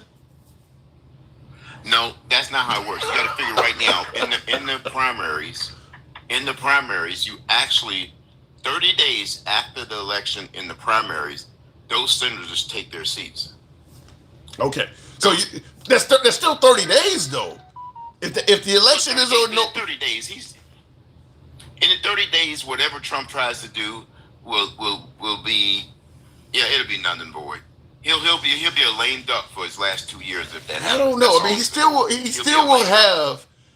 will have the current Senate and the current Congress that, well, we don't. Okay. Well, you talk. If he gets trounced, as Obama said, shellacked this time next year. This time right now, the same senators in Congress will be in there, even though their seats are about to go away. They can still pass a hell of a lot of laws. They really can't, because you got to figure they still don't have a super majority. So a lot of things they still got to. You got to figure the House still had. Why do you think they're waiting right now? Because they still need 5 more Democrats to pass any laws. Can they get rid? Now this whole they actually need 7. They have 2. That's what's her name in Fetterman. They're going to go. They go with them right now on this interim. That extension. Yeah. But they need 5 more, and they're not going to get those 5 more. Is Fetterman still a liberal? I'm telling you something. I'm here in Pennsylvania, and I voted for that sucker. But he won't be in 2028. Put it to you that way. He won't be. He gonna. I'm thinking Fetterman is starting to look a lot like Tulsi Gabbard or something. Fetterman is. I don't think I think he's looking more like Manchin. He's looking more like Manchin. How about what Johnny 11 in the comments is saying? Is that Fetterman is still Democrat, but the party has left him. The party went too far to the left or something of that nature. And it definitely admits, and I think that's true. But I think it's time, Tim. We just need to move on away from being the Liberal Party right now is progressive. Let's just be for real. And the vote in New York kind of told you that. The vote in New Jersey told you that. And also the vote in Virginia told you that. It's the party's moving toward a more progressive side.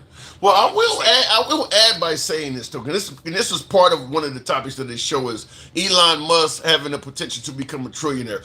Can you not see where the desire to have socialism might grow when you're allowing members to be trillionaires while saying we don't want to raise minimum wage or give people that are poor SNAP and universal health care, but it's okay to become a trillion? I can see where Elon might actually increase folks' demand to try socialism. You're letting people now become trillionaires. Well, my thing is like this. I think it's a problem with unfettered capitalism is where the United States has messed up. Yep, I agree. And that's what a lot of people don't get. In every other country, just go look and see how many billionaires, and we're talking countries that are richer than the United States. Well, they have more capital than the United States. Look how many billionaires are in China. Look how many billionaires are in Saudi Arabia. Look how many billionaires are in Russia. Look how many billionaires in all these first world countries, and then see how out of control it is here in the United States. Unfeathered capitalism, and I'm not saying capitalism is bad. I'm a capitalist myself. But what we don't understand is that I'm a socialist capitalist guy. I believe in a lot of that money, once you reach a certain wealth, has to go back for social programs to help the whole country. And that's what people have a problem. People think that Democrats are saying, so someone saying you're a socialist it's not a bad word. It means that you are a considerate person of your constituents. Well, I think whenever you have capitalism, Tim, let's face it, Tim, whenever you have capitalism, you have to have low wage workers. True. But we have to have no, you don't. You don't have to have low wage workers. You got capitalists that are trying to get rich and paying them low. Like for instance, our wages in the minimum wage category, where I was debating with one of the earlier callers, he was saying that people are working for $7 and $8 an hour. That doesn't have to happen. That's because the capitalists have fought to keep minimum wage the same for like 20 years. That didn't have to happen. They chose to keep those folks down. He was partially right, Tim. The federal minimum wage is $7.25 an hour across the board. That needs to go out. Right. No, but the average American makes $11.18 an hour. That's what he's. Are there people? But are there people really still earning $7.25? Full grown adults that are working for $7.25? Absolutely, but those people are most of those people are actually kids that are working at like. Subway. Yeah, even most burger flippers get paid. I mean, look, I got an underage child that's making like $12 an hour. I mean, like, absolutely $7.25. Absolutely. I mean, in Pennsylvania, the minimum wage in Pennsylvania is $8.25 an hour, which is, but the average person here is making over $12 an hour. Yeah. I mean, let's just be for real. So it's what he's thinking about is just what the federal minimum wage and stuff. It needs to change. True. It hasn't changed since 1992. So it needs to and change. That's where capitalism has gone wrong. Is that they've been arguing, well, if we raise minimum wage, the price of goods and services, you can't keep minimum wage the same for 20 fucking years with that same excuse. And they've been able to do that. Well, if we can't raise it because it'll raise the price of a burger and all that, the price of that shit's going up anyway. They've been able to make that argument for like almost 2 decades that we got to keep the minimum wage the same, otherwise things will go up. It's just not true, Tim. It's just not true. It just means that those people who own those businesses just have less profit. Yeah. That's all it means. And that's what it's going to take. That's what I mean by capitalism. Those people are still going to make what they make. They're just not going to be able to buy back their own stock. They're not going to be able to get that second yacht. They're not going to be able to, they're not going to be able to get that. Speaking of second yachts, apparently the same group of people that gave President Trump a jet, the guitar, apparently there's a yacht on the table. Apparently there's this huge yacht. Go ahead, what you say? And he's going to take that, too. You know what I'm saying? But Tim, Jesus Christ. This is ridiculous. I mean, you got to figure right now, Trump is robbing this country. That $40 billion he's sending over to Argentina, guess whose pocket that's going to eventually end up in? Well, we know the president, but I want the president of Argentina. But who else are you suggesting? I'm thinking DTs. How? Because he's never going to give it to him. He said he's only going to give them that money as if the other guy that's in opposition of the guy that's there is actually wins. That guy has no chance of beating Maduro, believe it or not. As much as people say he's going to still get elected because the guy's a dictator, he's another Putin, they're not going to be able to remove him other than what Trump is trying to do is probably by going to WAR, you know what I'm saying? Because he's not going to he's going to rig every election where he can win. Just that simple. What is the world headed potentially to a point where the superpowers are all ran by dictators? Some were suggesting Netanyahu is one step below that. I mean, obviously, people in this country are claiming that of Trump. We know Putin, Xi Jinping, all of the world, all of the superpowers. Is it possible that's where we're headed, to a planet of dictators? I think that's what Trump would love. Because he would love to be in that office for life. You know what I'm saying? And he would love to pass it on to one of his successors. But let's just face it, Tim. Trump is senile. Trump is losing it. How? Say, this guy holds a hell of a schedule. He has early onset dementia. Yeah, no question about it. It's pretty obvious. The guy's falling asleep in a press conference. Look, I think we've all fell asleep in church or got tired at a board meeting. Church is one thing, but when you know the cameras are there, you wouldn't fall asleep in church if you knew the camera was there. I would try not to. But I get what you're saying. It doesn't look good. It doesn't look good. I mean, I definitely dozed off in a meeting or two. Yeah. But I know that there's no way I'd fall asleep in a conference if I know we were on a video screen. You know what I'm saying? in a scat on no, it wouldn't be me. You know what I'm saying? It wouldn't be me. So I think he did that because he did it because he couldn't control it. It wasn't a thing that he decided to take a little nap. You know what I'm saying?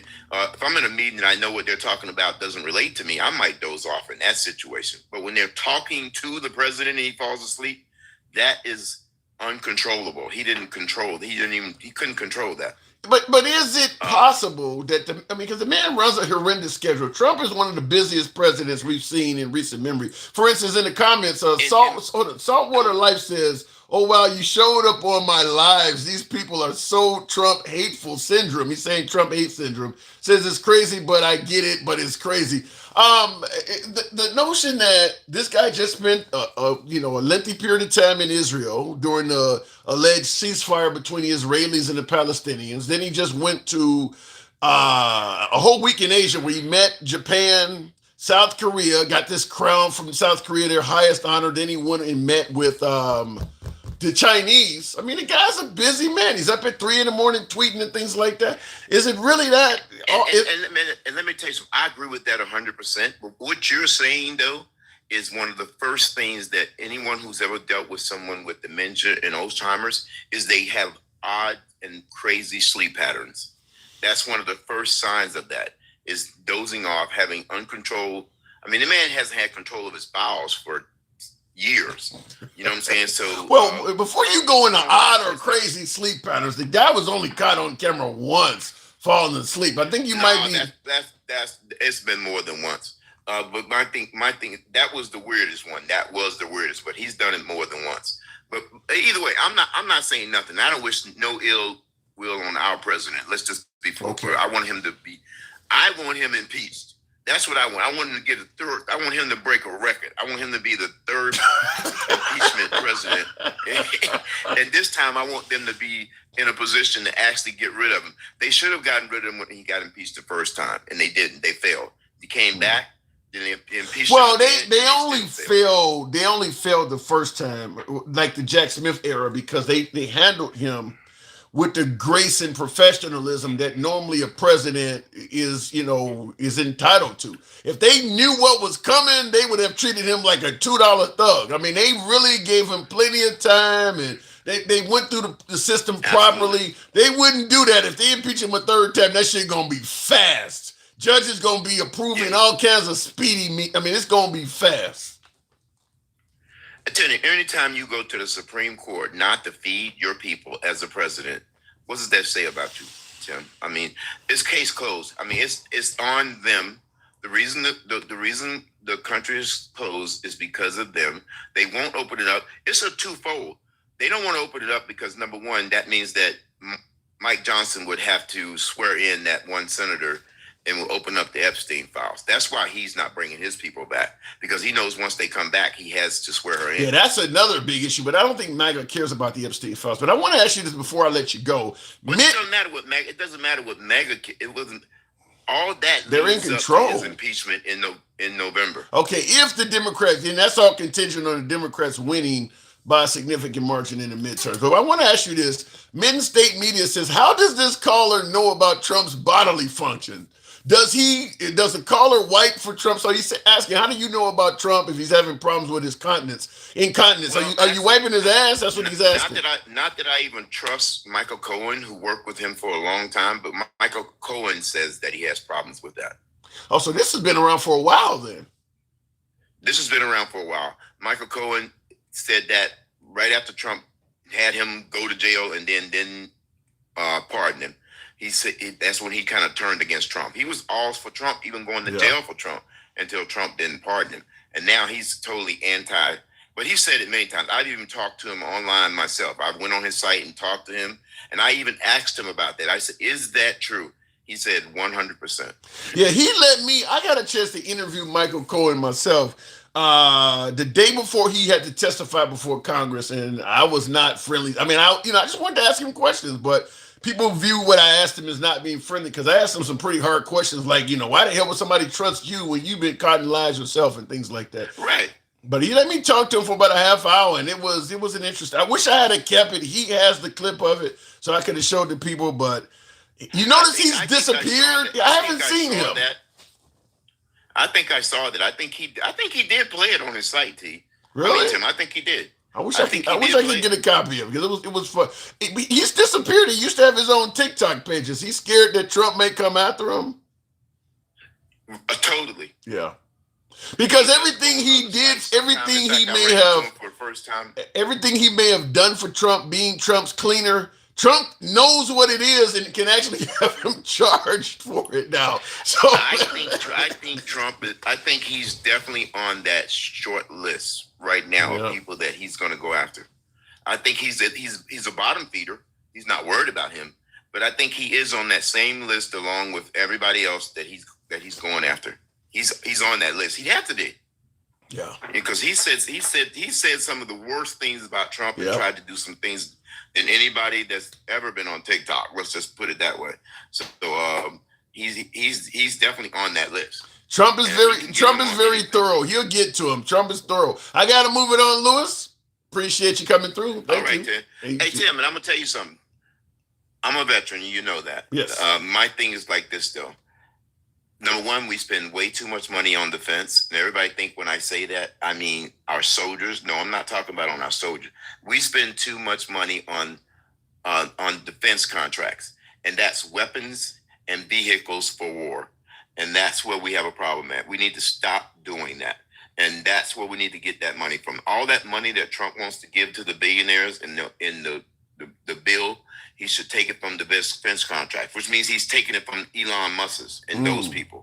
Good luck with that. That's why that's not happening. Good luck with that. Thank you, Lewis, as always. Appreciate your service. Right. Thank you for coming through. All right, moving on with the program. Tap the screen. A lot of lazy thumbs in here today. This is the pregame show. In fact, the game is on at this point. It's no longer the pregame show. I see my Bears are playing the New York Giants. No score, 9 minutes remaining in the first quarter. Looking in the comment, Tim, you're an apologist, says, oh, shucks.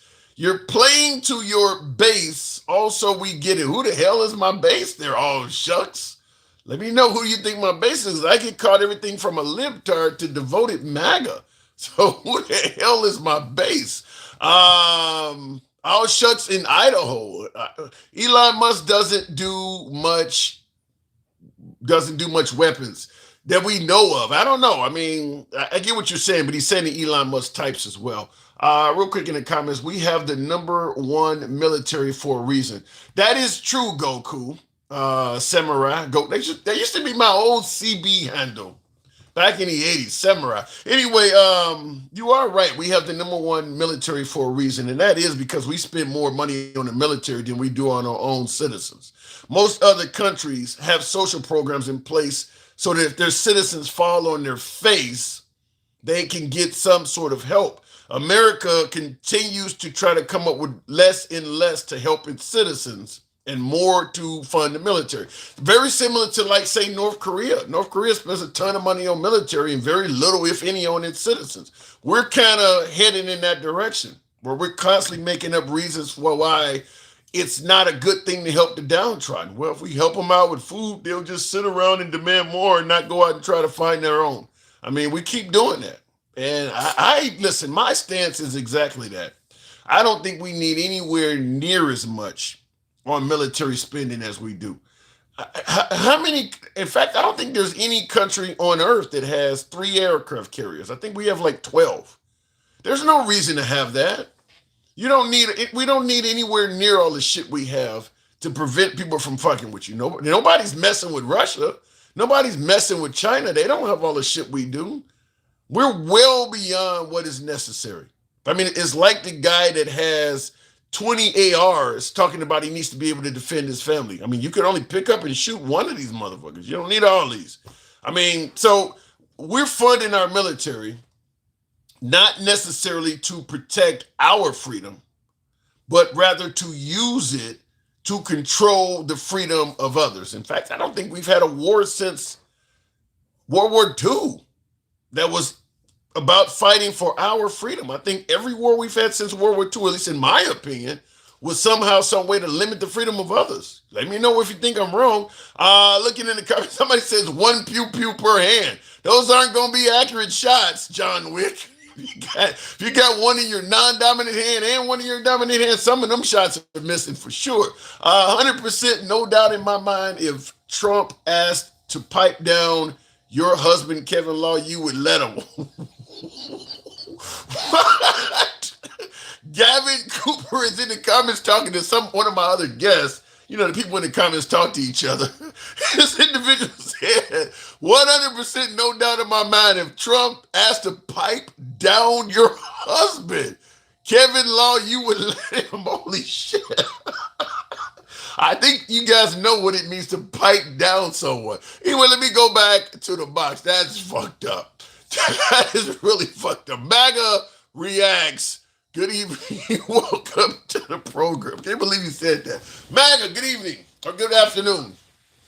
Yeah, where do I start today? You're all over the place. Let's start with the SCOTUS being petitioned and successful. Huh? I don't know anything about that. We'll talk about Elon. I know Elon. Wait a minute. What do you mean? You don't wait. Trump went to the Supreme Court to stop funding SNAP, but you have not heard about that? Well, I haven't looked into it. I know nothing about it. I really want to talk about money and Elon. That's what I've been listening to, and that's what I really want to talk about. So in other words, when you said I don't know where to start, you absolutely. When you said I don't know where to start, you absolutely did know where you were going to start. Yeah, I was just being. You're just being dishonest. But go ahead. What do you want to say about Elon? I'm dishonest. I'm just being flirt. I want to say I'm just trying to start the conversation, get the flow going. Anyway, all these people talk about why does Elon not just give away his money? Why these billionaires need all this money? They talk like money is food. If they pass all their money out, like if the government gives everyone unlimited money, guess what you get? You get what you got under Biden, inflation. That's how money works. You know, money is valuable because it's limited. The second you start giving it out and it's all over the place and everyone has money, you're going to get inflation. What you need is to increase the food supply, increase the supply of production, increase the GDP of the actual production of things, and then things will become cheaper. But if you just give away money, if you throw money at the problem, that just causes inflation. If you increase the minimum wage, things just get more expensive. You need to increase the production of things so they become cheap. Make it where we have so much eggs that, you know, they become cheap, you know? Okay, So, first of all, yeah, you said some wild stuff. Andrew Yang ran for president. I forgot what they called it when they give you a certain amount of money per month. This is something they actually do in the state of Alaska right now. Somebody let me know what it's called when they give you a stipend. Because the citizens of Alaska, because of their oil reserves, they get a certain amount of money that all of them get. I forgot what it's called, but it's some kind of stipend they give them. But Andrew Yang ran on doing this for the American people. I think the problem what you're talking about, MAGA Reacts, is you said when you give out so much money, they're not talking about making everybody rich. That's not what they're talking about. They're talking about giving out a small amount of money so that people don't starve. You don't have to. You're not talking about giving out money for people to buy Cadillacs. You're talking about giving them out enough money so they can eat. And I don't see how that's going to destroy the country if you do that, like you're but suggesting. it did. We gave everybody $600, and we had record inflation under Biden, on top of all the other free programs, of, like the free money he gave out. What did Biden give out? We got that 80% inflation because What you know, what programs? What was Biden? What programs was Biden giving out money? What are you talking about? He was giving out money all over the place, in PPP loans and all kinds of government programs and help, including just putting money in people's accounts. The PPP loan started under Trump, MAGA. No, I know, but fucking Biden kept it going. And then Trump kind of fucked up too doing it, but he did it within a limit, not because he wanted to, but because the Democrats were fighting him and they slowed him down. So Well, wait a balance minute. kind of worked out, but Biden had no balance. He Okay, just gave out free money. What money are you talking about? By the way, PPP loans is supposed to be money they had to pay back. They just mismanaged the program, so you can't use PPP because that is loans. That ain't giving away money. What did he give out? Matter. The detail that matters is when there's a lot of money in the economy, money loses its value. But you saying you started out by saying Biden gave out a bunch of money. What are you talking about? All the programs he did. Give me some of them. Give me the name of some of them. The Build Back America program, all the different programs, all the $600 that we got in our bank account. That started under Trump. That was Trump and Nancy Pelosi doing that. I know, but then why the hell are you blaming Biden? When Trump did it, we needed it. But when Biden did it, the fact that they both did it is what fucked us up. If only one of them did it, we would have been fine. Wait a minute. You started out by saying it's bad for the country to give out money, but then when I told you Trump did it because we needed it. What? Is it bad to do it or not? It's like a gas tank. Trump filled up the tank when it was empty.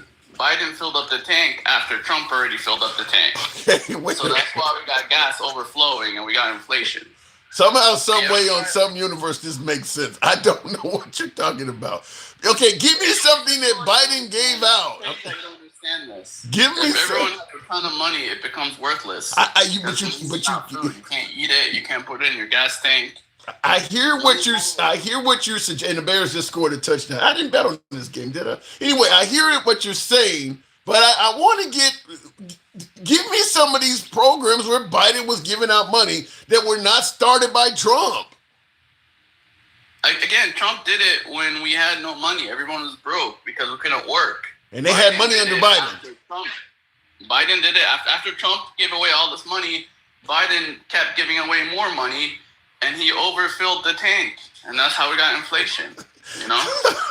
Okay, you came up to say this. Let's say it's the other way around. Let's say Trump overfilled the tank. You don't want to overfill the tank. You don't want to give away too much money where it becomes worthless, because it's only worth what people are willing to trade for. People in the comments are saying the same thing that I recall. What you're saying, MAGA, did not happen. I don't remember. It doesn't matter.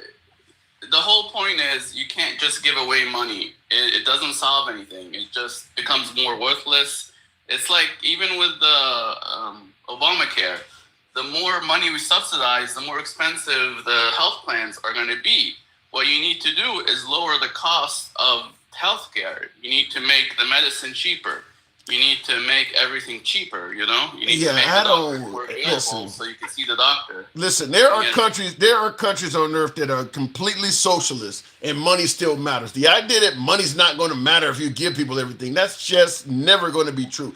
I grew up in the 80s when there were a lot of welfare moms out there. Hell, I had one. And they had no intention of working. And they were giving out more in welfare and benefits back in the 80s than they do now. And money was still meaningful. I don't get what you mean that if you give, I mean, they're not making people rich.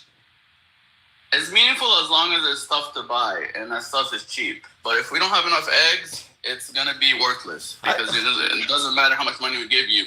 The eggs are gonna keep going up in price if we're not producing enough eggs. I think the reason why what you're saying makes sense to you is because you're taking it to some kind of extreme example. If you give Americans, let's say, a small amount of money to purchase food, that's not going to make money. Yeah, if you make everybody a millionaire, yeah, money might start being worthless. But they're not talking about doing anything remotely close to what you're suggesting. You know, giving people food stamps or something is not going to make money worthless. No, I agree. I'm not saying this to fight the food stamp thing. I'm just fighting the point that people keep making. Like, why does Elon need $1 trillion? $1 trillion means nothing to him. Like, it's just paper. It's not $1 trillion eggs. You know, it's not food. It's just money. Him having it is not really him holding a bunch of resources. Yeah, it is. You know what I mean? Yeah, it is. Yeah, it is. If you took Elon, let's say for instance, once Elon passes away and his heirs receive his money, that is more money being spent than I don't care if he only has 2 children or a few of his grandkids. Everybody that gets a cut, there is more money rolling in the economy to stimulate. They may all go out and buy a mansion. They may all go out and buy yachts that's got to be built by people. The fact is, more people spending that money does more for the economy than one dude with the money sitting in the bank. So he is taking resources. That's money that could be spent. Right there. You hit the nail on the head. If he's spending it's not really how much money you have, it's how much money you spend. We keep looking at how much money people have. It doesn't matter how much you have, it's how much you're spending. One man with $1 trillion is not going to be spending much. One dude with $1 trillion, most 99.999% of that money is just sitting in the bank not being spent. He can't spend it all. One dude with that kind of money, most of it is just sitting there. So it's not helping or hurting anybody. It is hurting. It is hurting. If you took his money and divided it by 100 different members of his family, that money is going to be employing a lot more people because they're building yachts and Bugattis and shit that it's going to be creating jobs and everything. If it's just in his hands, most of it's just sitting in the fucking bank. It ain't doing nothing. He is hurting stuff. It doesn't help or hurt. It's just sitting there not being spent. Now, if he bought $1 trillion worth of eggs and the eggs rotted, then I'll be like, yeah, he's wasting, he's throwing away all that food is rotten. But money in the bank is just sitting in the bank. It's how much you spend that should matter, not how much you have. There's and no also, way. He doesn't really have a monopoly. He gets his money from 5 different businesses. They're all different. They all don't have anything to do with them. And even the one monopoly he could have had, which is electric cars, he gave access to his charging network to all the other electric cars. So Mercedes could sell electric cars because their people could use Elon's charging. And that has helped the electric industry. I mean, there would be no electric industry, EV industry without him. He made them popular. He showed that it could work as a business. He set up the charging infrastructure.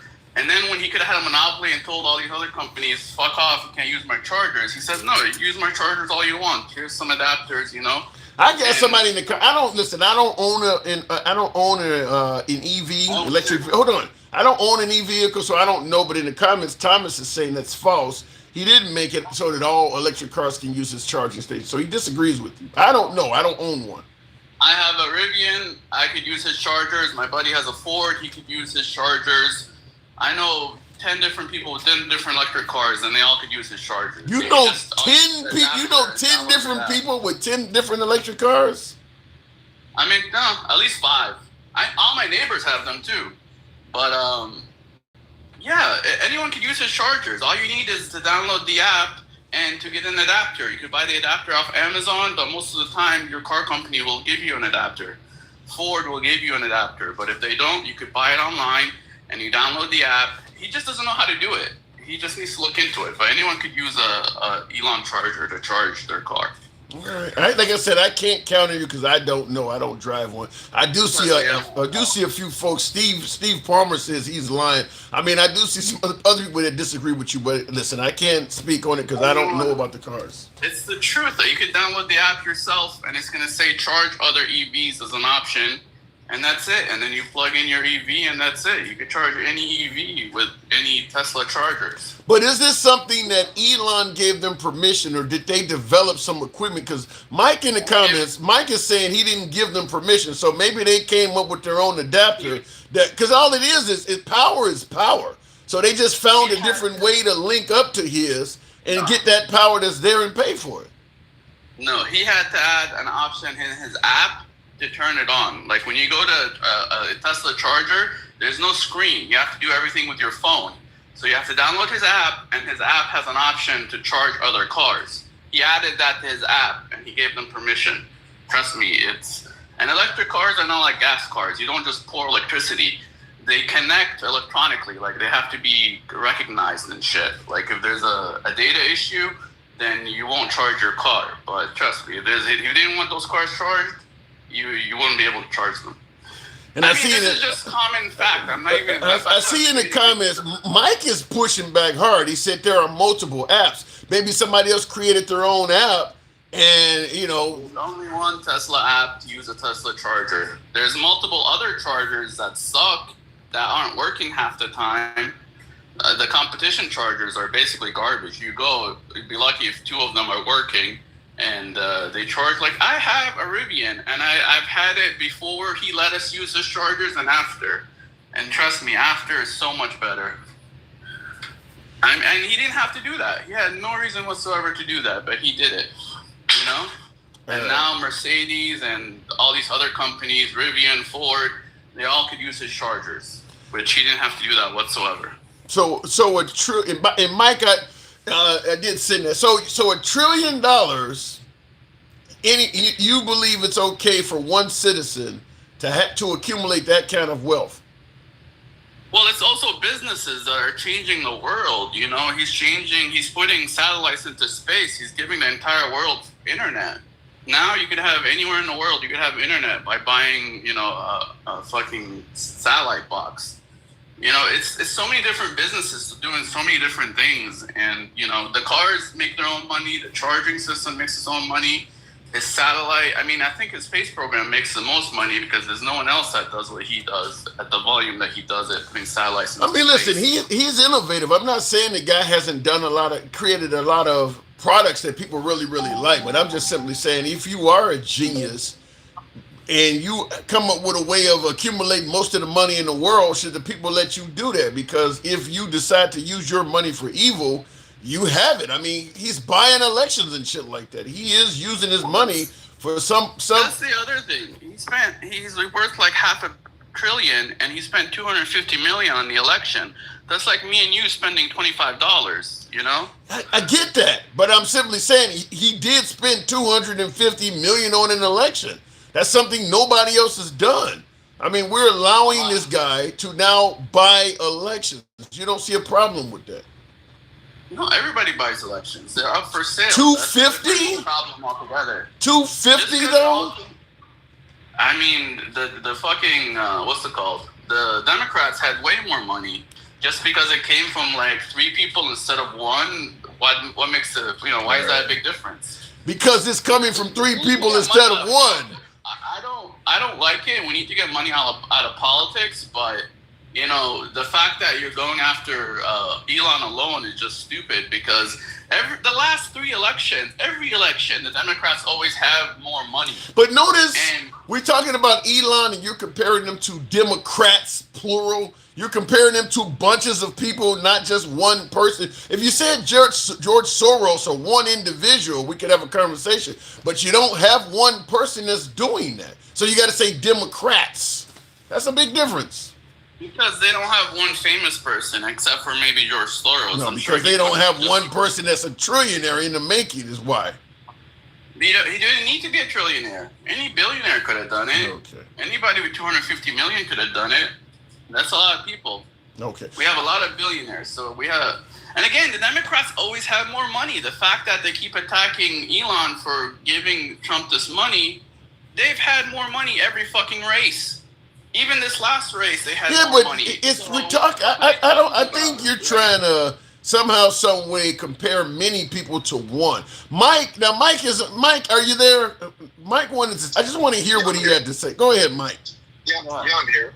So, Tim, just like any other utility in any state, no particular business can have the market on any particular utility, right? So electricity would not be something that the state of California or any state would say, because they're using electricity for something, that they were regulated to only being able to use Teslas at charging stations. Okay. They have to be universal.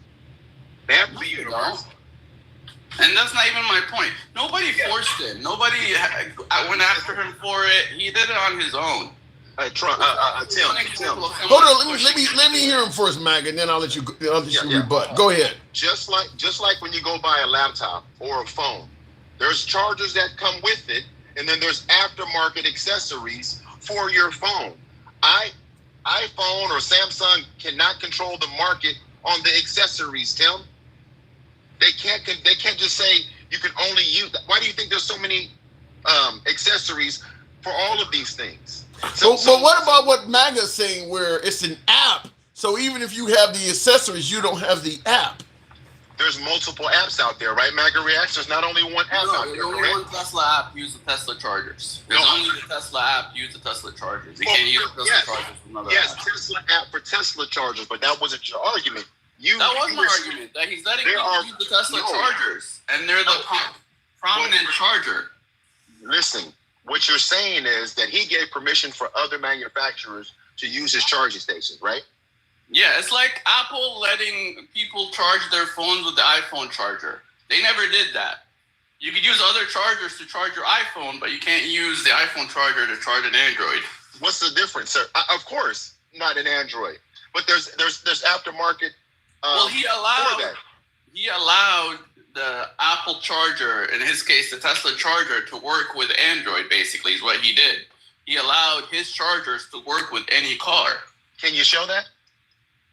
What do you mean? I have the adapter. They sell them. No, not the adapter, sir. Can you show where he allows that? He added to his app. You go on the app. I'll send you a screenshot. You add charge other cars to charge any car that's not a Tesla. Because with a Tesla, you walk up to a charger and automatically just plug it in, and it knows it's a Tesla and it charges. I got folks. Other cars, you have to tell the app. You have to tell the charger to turn on. Appreciate that, big dog. Thank you, big dog. Allow that.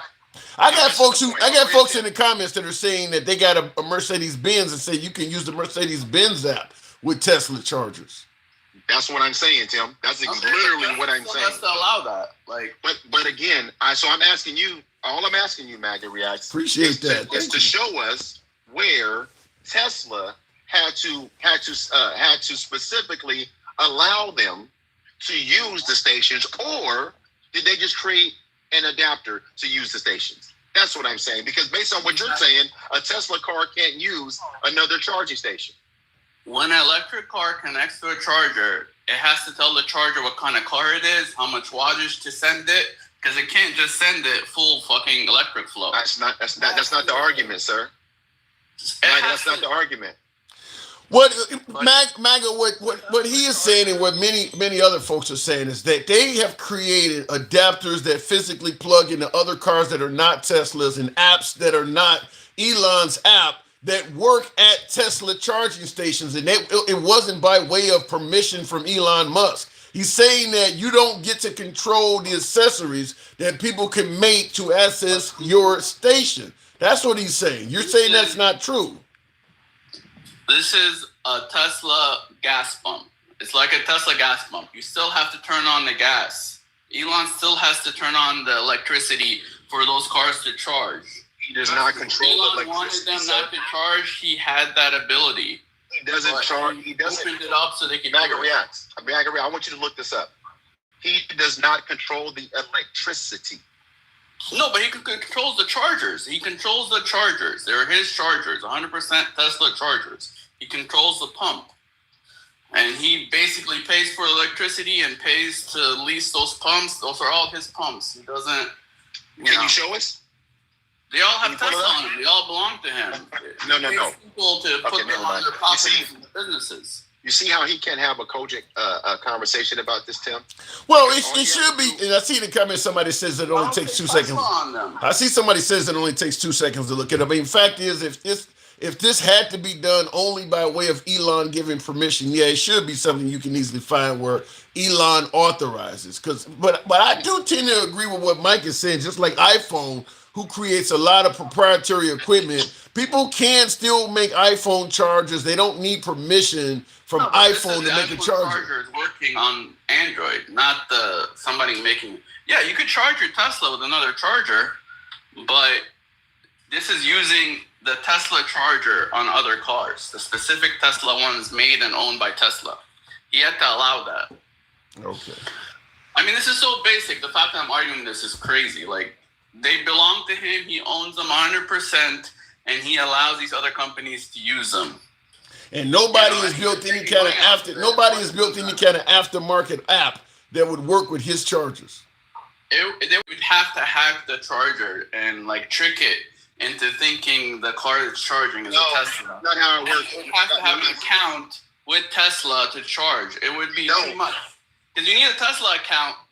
Even if you're using Mercedes or whatever, you need a Tesla account to be charged. You do not. All right. You do not. I'm going to move it on. Listen, it's a topic that's above my knowledge. I don't have an e-vehicle, so I can't counter. I can't speak on it. I got to move on though. It shouldn't even be a subject. Those are his chargers 100%. You brought it up. That's why it's a subject. You're the one that brought it up defending this shit. People in my comments went wild when you said it. He could have had a monopoly, and he doesn't because he doesn't care for that. And in the end, you know how we're going to have true socialism is when we have robots doing all the hard work as like collecting fruits and stuff, and then you give out the fruit for free. But we're not going to have. Okay, I got to move it on. Mag, I'm going to continue on with Mike, but Mag, I do got to move it on. Okay. Appreciate it. Moving on. So, Mike, obviously you disagree on this, but let's get back to the actual meat and potatoes of the show. Now, President Trump has. But just so you know, before you get that question, because you know I like my facts, I'm on my backup cam, so I can't turn my camera on. But I am literally right now parked in front of at least 30 Tesla stations right now, and I just asked the guy that was here. He has a Mercedes app on his phone that he uses right here. Okay. At this Tesla station. Yeah, but that doesn't dispel what he said. He said the only reason that guy can use that is Elon gave him permission. So your guy may not know whether or not he can use it due to Elon giving permission. So I don't know if that really cleared that up. But what I'm saying is what I asked him to do is just pull it up. Just pull up where that's because again, it's a utility. But we'll move on. It's a utility. Yeah, he's not. My last caller, MAGA, is not denying it can not. He's not denying it can be done. He's saying the only reason it can be done is because Elon gave them permission to do it. So, and all I wanted him to do was show that. But go ahead and move on. And he didn't. And he wouldn't. So we're talking about the fact that President Trump went all the way to the Supreme Court not to continue funding SNAP, even though the lower court indicated that there is monies there. Even with the government shut down, you still can do this.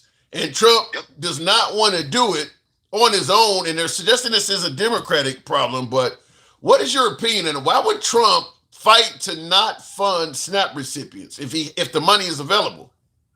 Well, probably because the money's probably not available. Oh, and by the way, to further that, this morning he directed states that receive funding to not hand it out. I don't know if you saw that. Why would he do that? Again, Tim, it's all part of their big plan. I want you to do me a favor. What? Since you got your screen up, Google this. Kevin Roberts' original book title. Just Google that for me real quick. Okay. Kevin Roberts' original book title.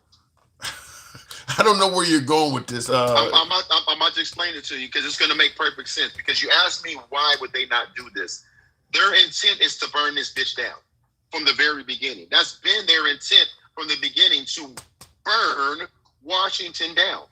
What Kevin Roberts' original book title, the one that J.D. Vance wrote the foreword in.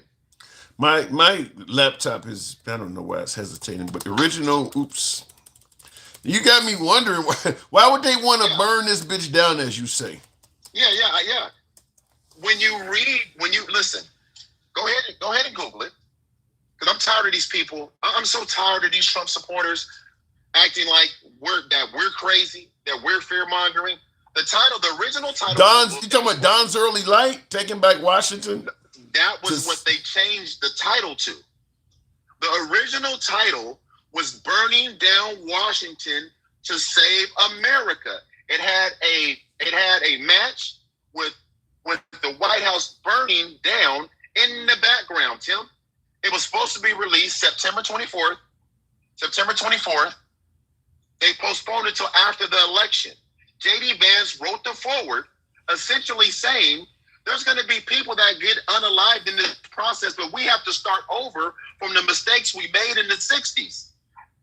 This is not what mistakes were made. I mean, obviously that's the era of the civil rights era as well. But what mistakes did they make in the 60s? I see this was written by Kevin Roberts. He's the president of the Heritage. The Heritage Foundation is really prevalent in the Trump administration. It's interesting that Trump claimed he didn't know anything about Project 2025 and all of that, and yet the Heritage Foundation is huge in his administration. You damn right. And so read it. I just want to make sure there's 154 people in here. What does it say? Did it say exactly what I said, the title? I just went away from it. But yeah, well, I didn't see the other part. It says, Taking Back Washington to Save America is a 2024 book written by Kevin Roberts, president of the Heritage Foundation. What else are you suggesting? I hear you talking about. I said the original title. They changed the title. Well, when you actually Google Kevin Roberts' original book title, that's exactly what I Googled, as you stated. They don't bring up that shit you're talking about. It's literally so type in Burning Down Washington to Save America. Yeah, they don't type. I know what I'm talking about. Yeah, they I literally saw the book and it was on Amazon. They changed the cover and everything. Yeah, because they got even on Amazon, that's the first thing that comes up after the AI is Don's Early Light, Taking Back Washington to Save America. That's what they changed it. That's what they changed it to, Tim. What was the original? You say what was it called? Burning Down Washington to Save America. Wow, I would like to get a copy of that. Yeah. So my point is, when you're asking what are they doing, they are executing their plan.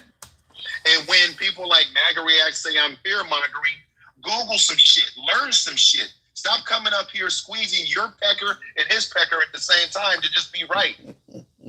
It says it. I didn't say it. Kevin Roberts said it. Even when I typed in I typed in as a search, Kevin Roberts burning down Washington to save America. It goes right back to Don's Early Light. So it's clear they have something in common. But that title, they don't got rid of that even on the internet. That is crazy. They don't get rid of that. Up last night. Yeah, that title is not there. I mean, wow. It was, matter of fact, in the foreword, J.D. Vance said what I just said. Let me see if I can do an image search to at least see what the cover used to look like. Yeah, you can't. When you type in Kevin Roberts burning down Washington to save America, it goes right to Don's Early Light. So yeah, I bet it does. Because the original release date was September 24th of 2024. They pushed it back until after the election because of J.D. Vance's forward in the book, where they talk about fixing the mistakes they made from the 60s. And the only way to do it, unfortunately, was to burn it down and start over. And sometimes you're going to lose some nice things in your garden to wipe out the entire garden. Lisa is in the comments. Is that what it says, Lisa? I don't know what your algorithm is, Tim, but I'm trying to tell you guys what we're experiencing is part of their plan. They've been it's part of their design. Project 2025 is part of their design.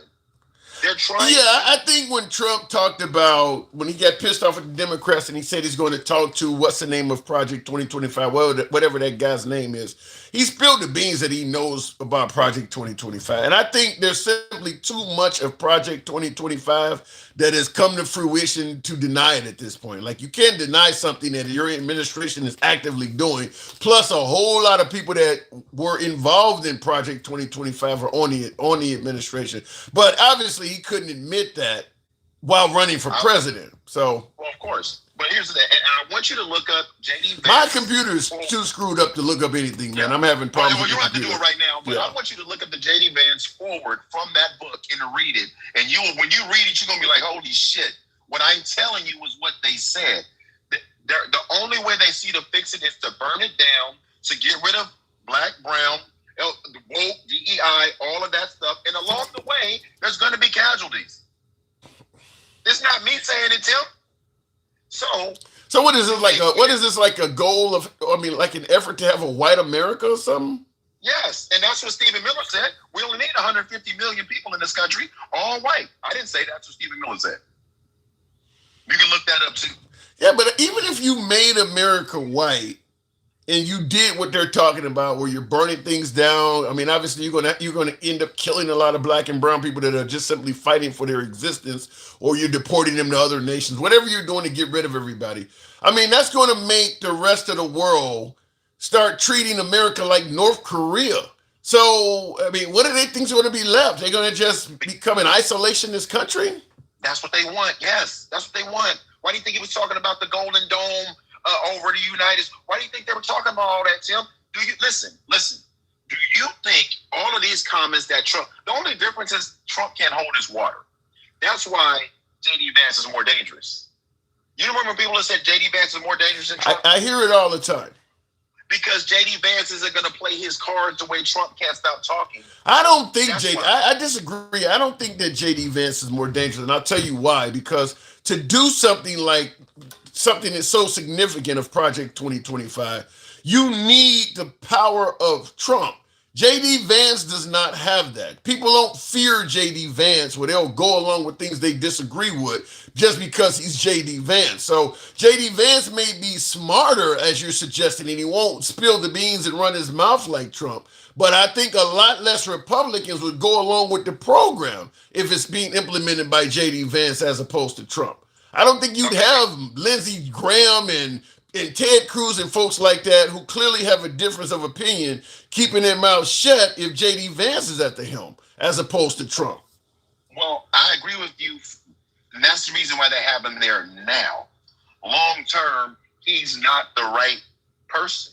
J.D. Vance is more. Who is? Here's what I mean. Here's what I mean, Tim. By the time those people that you're talking about wouldn't go along with it, they'll have insulated themselves in this country so much it won't matter. I mean, and this is the point. This is why they're doing what they're doing. They're not sending money to Argentina for nothing.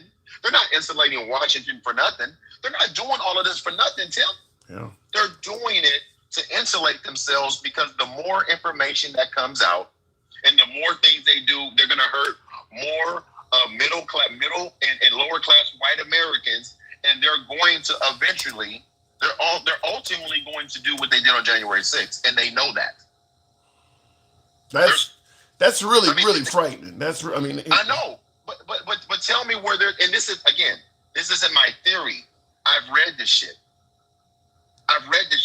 This is not my theory. And all I'm doing is I'm going, oh, that's section that out of Project 2025.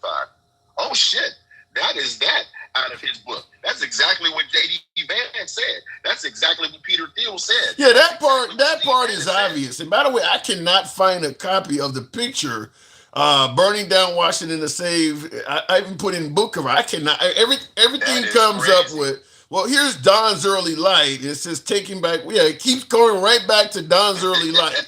I mean, they don't. You might want to clear your cache and try it again. I'm telling you, it's literally out there. Whoever the next person comes up, if you have your computer, pull it up and turn your camera on and show Tim what I'm talking about. I see Joy, better yet, Floyd said he sent it to me, so I'm going to see 622 Floyd's. Yeah.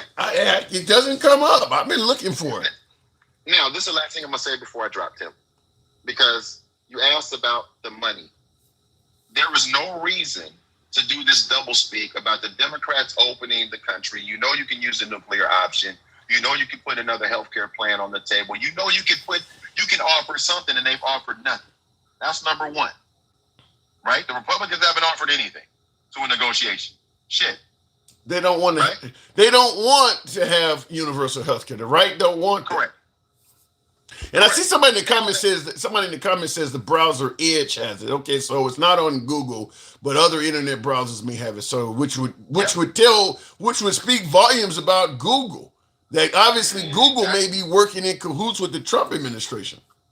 All I'm saying, Tim, is this is the reason why I download everything, because I know that this internet is going to be changing. I know that they're going to be Googling shit you can't find no more. It's already happened, right? And it could be your cash.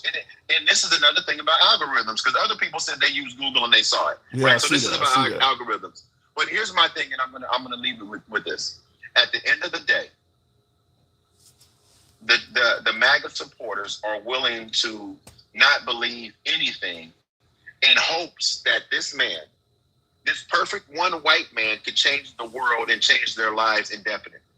He's never had the power to do that. No president had the power to do that. It's not like we went from president to president and we didn't have issues in this country. They believe Trump can do the thing that he's not capable of doing, and they have no evidence he's ever done anything to help their lives be better. None.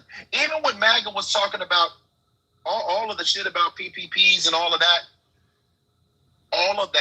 is something that they believe that's going to change their lives. And he's showing them real time. No, I'm not. I had no intentions on helping you.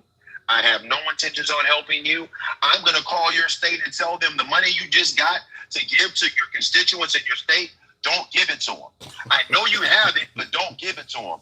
Look, that shit came out this morning, Tim. This morning. It's supposedly the Democrats' fault, Mike. I got to move it on, but he's saying it's the Democrats' fault. Yep. All right. Yeah.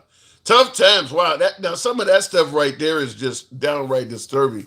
I'm dying to see the copy of that book. I don't know why my computer's acting goofy right now, but I think it doesn't like the fact that I asked to see that. So I wasn't having any computer issues until I looked that shit up. Now my computer's real slow. Should I go upstairs and get the strap? I mean, am I going to get visited? Anyway, looking in the comments, and Handsome Conservative, I do see your comment. I agree we should take money from the rich and give it to the poor. I don't think we should take money from the rich and give to the poor. I don't agree that it should happen that way.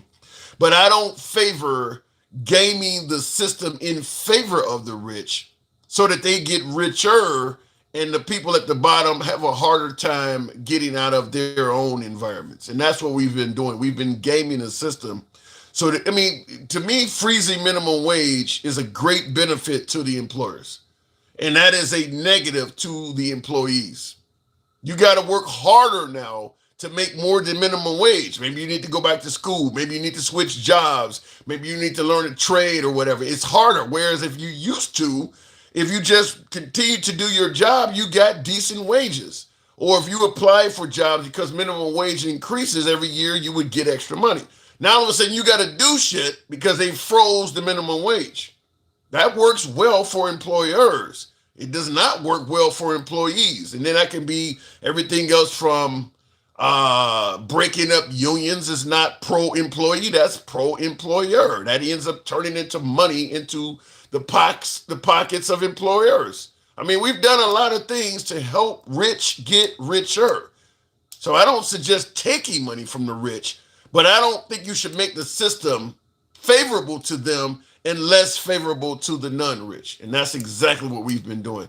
But you should take from the poor to give to the rich. That's kind of what's happening there, Patuski. No, I don't favor doing that, but that's been kind of what we're doing is taking from the poor. Every time they cancel an entitlement program, that's taking from the poor and giving to the rich because it's, listen, my money, if I'm rich, I should be able to pay less in taxes as I can.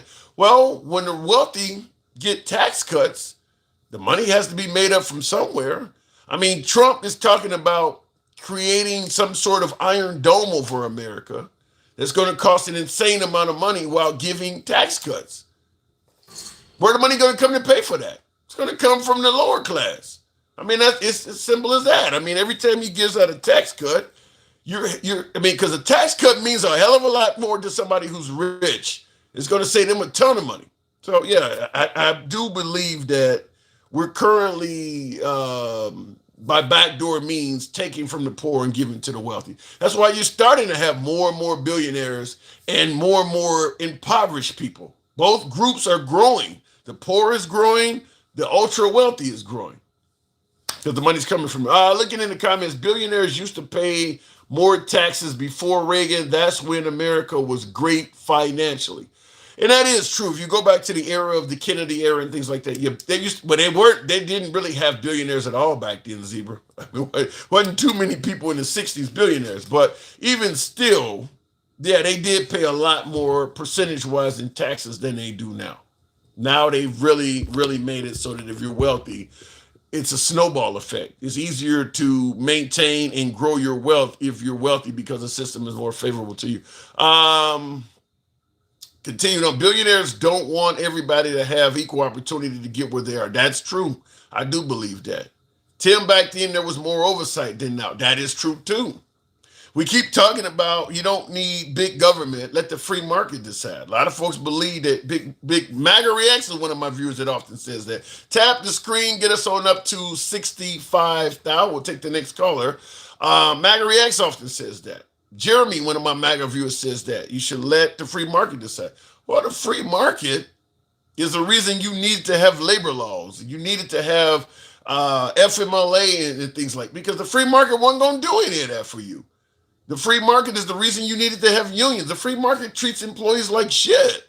The free market is what leads to monopolies and things like that. The free market is not favorable to employees. The free market is favorable to the people that run the market, and that's not the employees. So when people tell you let the free market decide, they're essentially telling you let the employers decide how things are going to go, and that's not going to be favorable to the employees. But Kim Lewis says you truly are a clown. I'll put on the makeup next time, Kim. Appreciate your input. So you're willing to foot the bill for tariffs. Why? Is it because you trust the government to use that money for your benefit? They don't believe they're footing the bill for tariffs. President Trump has folks convinced that the tariffs actually result in more money for us. So they don't believe that.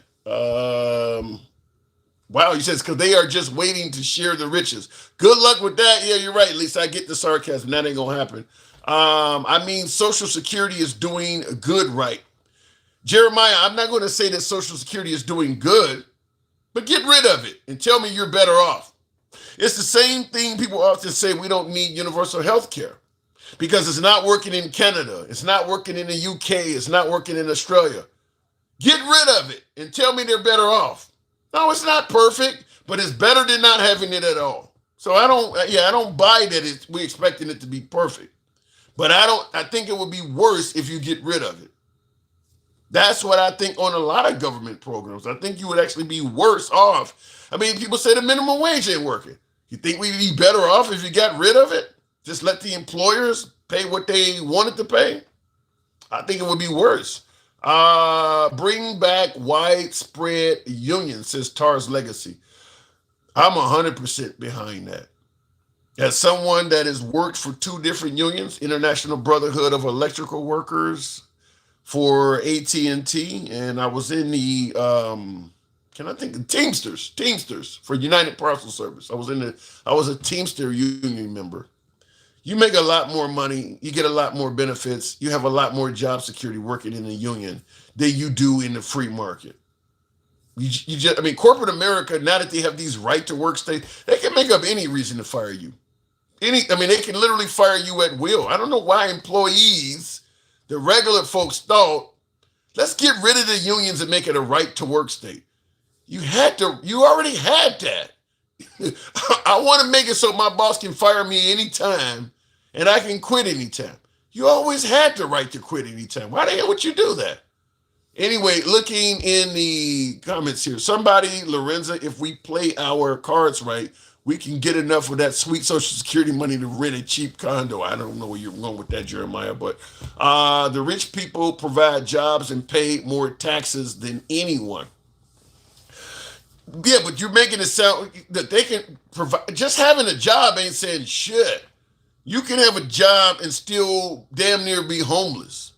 Just because they're providing a job, they can provide you a job that gives you no vacation time or gives you, barely gives you a break or lunch. I mean, they can provide you a shitty job. You don't just give them credit because they provided you with a job. They could give you a job that requires you to work under dangerous conditions. There's all sorts of things. Just because the rich make jobs, that ain't saying enough. Let me go back to, and that's what they used to do before they stopped letting the free market make all the damn decisions. Dencal, your cup's either half full or half empty. Depending on how you look at it. Dencal, good evening.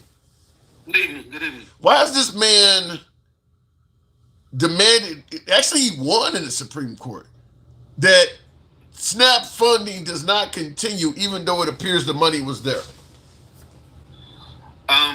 First thing I want to say before we get into that is MAGA reacts ain't shit. Why would you say that? Because just listening to him, I think it made me a little dumber. I think I lost a few points off of my IQ listening to him say some shit like, well, when Trump did it, we needed it. I don't have an answer for that. I can't counter that. He did say that too. He actually did say, because he said, it's bad to do this. And I'm like, but it started under Trump. Well, when Trump did it, we needed it. And then he said, Elon Musk doesn't care about money. Well, why did he threaten to leave the company if they didn't give him this $1 trillion package? He does care about money. Yeah. Yeah, to me, look, is Elon even, I asked this earlier, but is he known as somebody who is charitable? Now, like for instance, Jeff Bezos' wife of Amazon, his ex-wife that he divorced, she giving away tons of money. Is Elon even known as a charitable person? No, he's a hoarder of resources. He talking about he did that out the kindness of his heart and let people use his chargers. No, it was economically advantageous to say, okay, everybody who's got an electric car can now partake in my system. He didn't do that out the kindness of his heart. He profited from it. Yeah, why would you say out of all of the damn EVs out there, I only wanted my cars to be charged by these chargers when you get the benefit of having all of these people buy all of these accessories? I guarantee you he got something to do with those accessory companies. He probably builds those adapters himself to sell. He's not doing anything out the kindness of his heart. Yeah. And that makes more sense with Elon. Like I said, I mean, considering that he's the world's wealthiest man, yeah, he ain't known for donating or contributing anything. Like he didn't build a school here he ain't known for anything. The world's wealthiest man.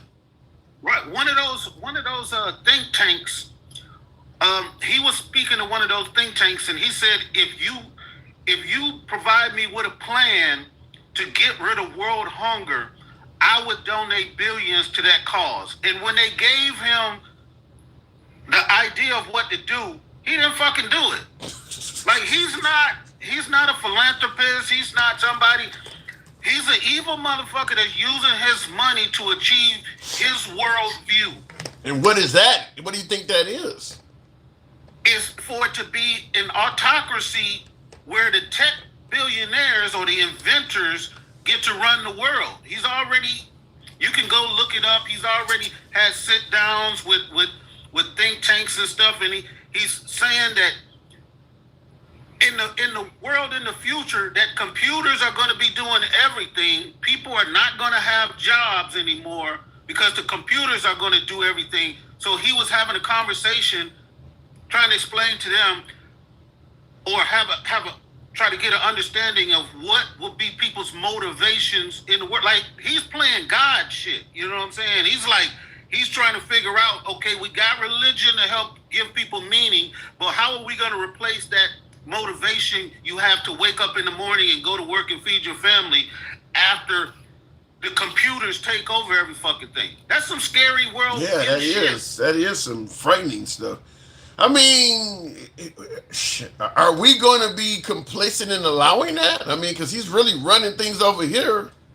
Yes, and Trump is the main contributor. People don't understand how these people around him, Project 2025, the Heritage Foundation, all of these tech billionaires, they're using him to achieve their goals.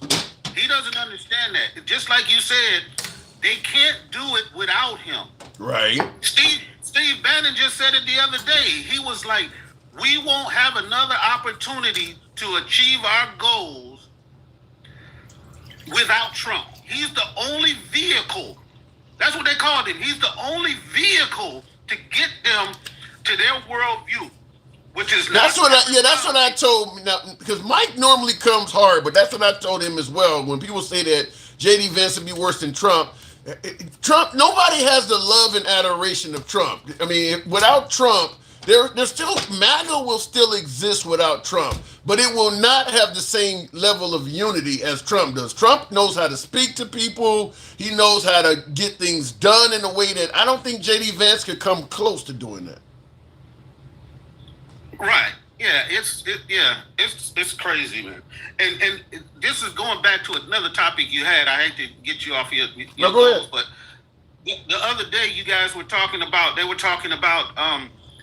MAGA Reacts was talking about something they should allow, 50 immigrants from every single country and shit like that. MAGA Reacts makes some interesting statements. He's always, him and Gangsta Grandma are probably the most quoted. But go ahead. What do you got? And then he was talking about how the actually what they did, they put out their new regulations for immigration, and they were talking about limited it to 7,500 immigrants per year, and the vast majority of those 7,500s are going to be the South Afrikaners. He keep talking about they only allow 50 or whatever the number he keeps saying. Mm-hmm. He don't understand that was not the only flight of them people coming over here. Yeah, well, I think he did announce that there was going to be more. The only reason it stopped, I believe, is because Trump temporarily fell out of favor with Elon Musk. But I mean, because that's why they're coming here. I think everybody knows the only reason we picking people from South Africa is because of Elon. Trump is repaying some favor somehow, some way back to Elon in doing that. But once him and Elon fell out of favor, you didn't hear any more from South Africa. Right, but now that they put out their new policy going forward, and him and Elon Musk are back on good terms, now they're talking about 7,500, and the majority are going to go to, I hate to say it like this, but to white people. Like, they saying it out loud in our face. So what is this, make America white again or something? Hey, you just had a conversation with Mike. He described what their plan is. They wrote it down in books, and the vice president has wrote forwards for it, the Heritage Foundation. You can look on Project 2025 and know what the plan is. You can listen to Steve Bannon. You can listen to these people tell you what the plan is. Right. And people like MAGA Reacts will say, well, as long as we doing it, it's good. But when y'all do it, it's wrong. Well, it's mainly because President Trump has continued to deny Project 2025 for so long. By him denying it, a lot of MAGA believes that, well, he said he ain't going to do it, so the liberals are just doing this to fearmonger. And I had to reset my devices. That's why you guys are seeing the darkness. But a lot of people believe that, when he said, I have nothing to do with Project 2025, and the liberals are claiming he is, the liberals are just fear-mongering. Right. Until he slips up and says it out of his mouth, and they still won't acknowledge it. Well, but think of it this way, though. Even if he does acknowledge Project 2025, I mean, there's going to be a lot of Americans that agree with the plan. I mean, if you're getting rid of... Because I had somebody in my comments, I think it was Jeremiah, saying that the country was being overrun with Hispanics and that blacks are complaining about whites when really the country's being overrun by Hispanics. He even made a comment in regards to that. So, listen, I think... Right, that's the perfect way to demonize people and put pit people against each other. Just a simple mention to say when Trump says, "Oh, the Mexicans is coming to steal black jobs." He literally pitted two different peoples against each other in order to curry favor with one side, and he did. And now the vast majority, well, I ain't gonna say the vast majority, but a lot of them Hispanics got buyer's remorse. Yeah, and that's what they showed. And it's interesting. You go ahead. Voted with the Democrats in this last election cycle. Yeah, and I agree with the likelihood that Hispanics have buyer's remorse, because I actually believe that the gerrymandering may not even work out as well as the Republicans think, because I don't think they realize how many Hispanics have buyer's remorse. I mean, if you have the overwhelming majority of minorities in the country from virtually all groups voting against you, and the amount of white liberals that exist, can you win? Right, and also on top of that, if this domino effect that he's creating by telling Texas to do it, and then California does it to counteract that. When you do it all over the country, the Democrats control most of the places where people are at. Yeah. And if you do it in every city in every state, then how do they think they're going to win this thing? You can gerrymander Idaho all you want. It's not going to matter when I gerrymander the whole state of Illinois or the whole state of Michigan and the whole state of, all the way down the line. You're going to fucking lose if that's the position that they take. But the whole reason why they brought up the filibuster and they got all of this, every state needs to have 2 senators, is so they can have DEI. They want to be able to have power in places that don't have people. Now, if they want to get rid of that process, they're going to fuck themselves, because it's going to be majority rule. Just like he want to get rid of the filibuster. When it becomes majority rule in literally the places where all of the power is at, in these blue cities, they going to fucking regret it. But does it end up coming down to a point where we do start having civil unrest? If you start having areas, let's say, for instance, Chicago or New York or Philadelphia or somewhere, which is primarily minority, all of a sudden the town has nobody of minority persuasion in government because they don't gerrymander shit. So people in the suburbs are running the town and all of this kind of shit. Do you see the people finally, just acting out of anger? Of course. The whole reason why we broke away from England was what? It was without representation. Paying taxes. Yeah, without representation. Yeah, paying taxes without representation. And just like they did in Texas, where the biggest cities where the most population is what? Houston, Dallas, like San Antonio. A lot of those are Democrat cities. And if you just take away all of their power and you have, they get represented by people who don't have their best interests, it's going to be a problem. Yeah. And I'm hearing that Austin, because of the gerrymandering they're doing, Austin, which is it's the most progressive city in Texas. For the first time, due to that gerrymandering, Austin is going to be a red city. I mean, because it's going to be controlled, as we're talking about, by people that are outside the city. But their gerrymandering is now going to make Austin, Texas, which was a progressive city, red. Yeah, and like I said, look, people will revolt against no representation. People paying their tax dollars, and if all of a sudden they start making the schools start reading scriptures and all of that stuff that they disagree with, it's gonna be a fucking problem. They're not the only people. But what about what Mike said? He talked about the book, burning down the whole country to get things back on track. Maybe that's the goal, is to get people to act out. It is. That is their goal. It's a lot of people, regardless of what MAGA and all of these people think, whose goal is to make this a predominantly white Christian ethno state where they run the politics and everything, where religion runs everything. So, that sounds like the Taliban, to be honest with you, just Christians. I mean, that's exactly what the Taliban does. They just do it in the name of Islam. That really what you sound like the Taliban.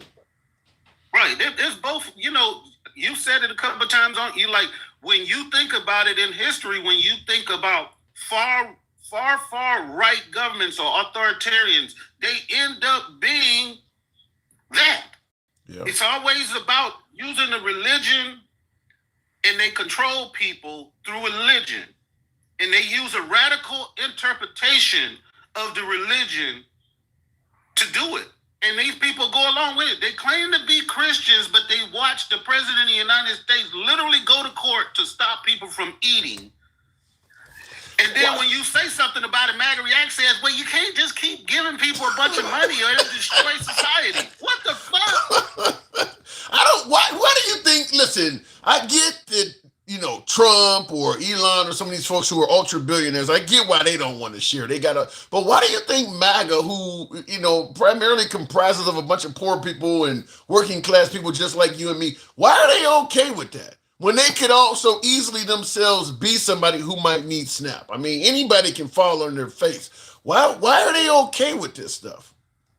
Because they've been taught and indoctrinated into a system where the reason why they're failing is because of the other people, the brown people, the non-believers, the Muslims, the this, the that. They literally believe that if me or you wasn't in this country, they'd be sitting in your seat, they'd have my bank account. It's all because of us that they are poor. So it might be time to kill us then, huh?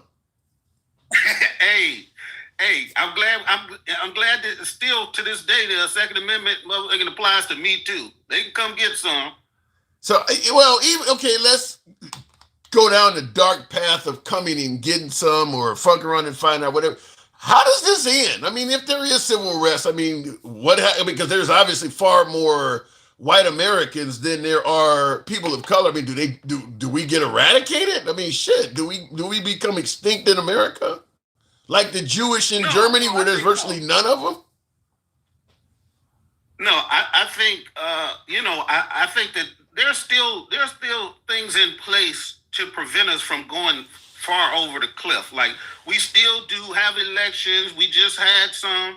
They're not the national ones that we got coming up in 2026, but we have things that are still in place. Even the Supreme Court is saying, "Hey, Trump, you're going too far with this tariff shit. You out of control." Like so, there's still like we've watched the Supreme Court do so much stuff in his favor, but I think there are limits to things that I think even the Supreme Court and the powers that be understand would cause that national violence. Even though Trump is trying to drum it up all over the country, sending the military and stuff, people have been passive. They understand the assignment. All of those damn No Kings protests, no fucking violence, except for a couple of Trump people walking in the middle of the goddamn, march. You mean us Democrats have our own version of Ray Epps?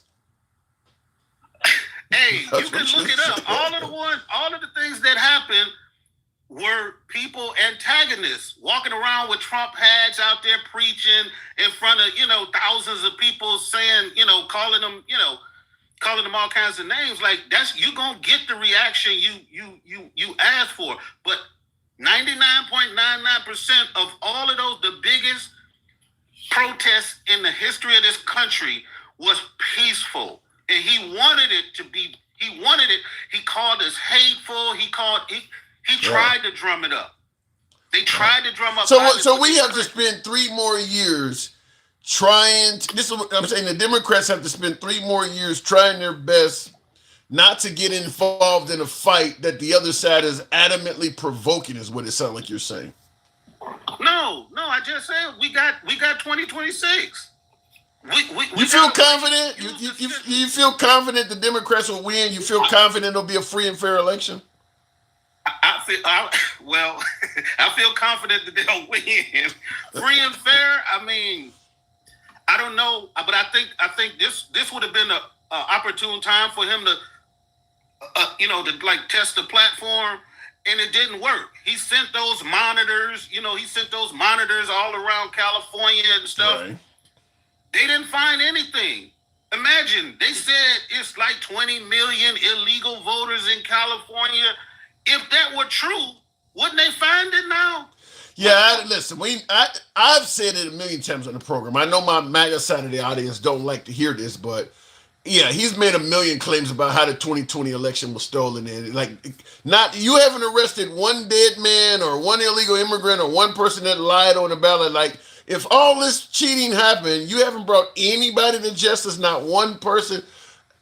I don't know what to do. I got to move it on Dan Cal, but I think it's pretty clear that in regards to the 2020 election, and really anything Trump says about election fraud is probably not true. I mean, he said so many things that have not been proven or literally been proven false that you got to take with a grain of salt anything he says about elections.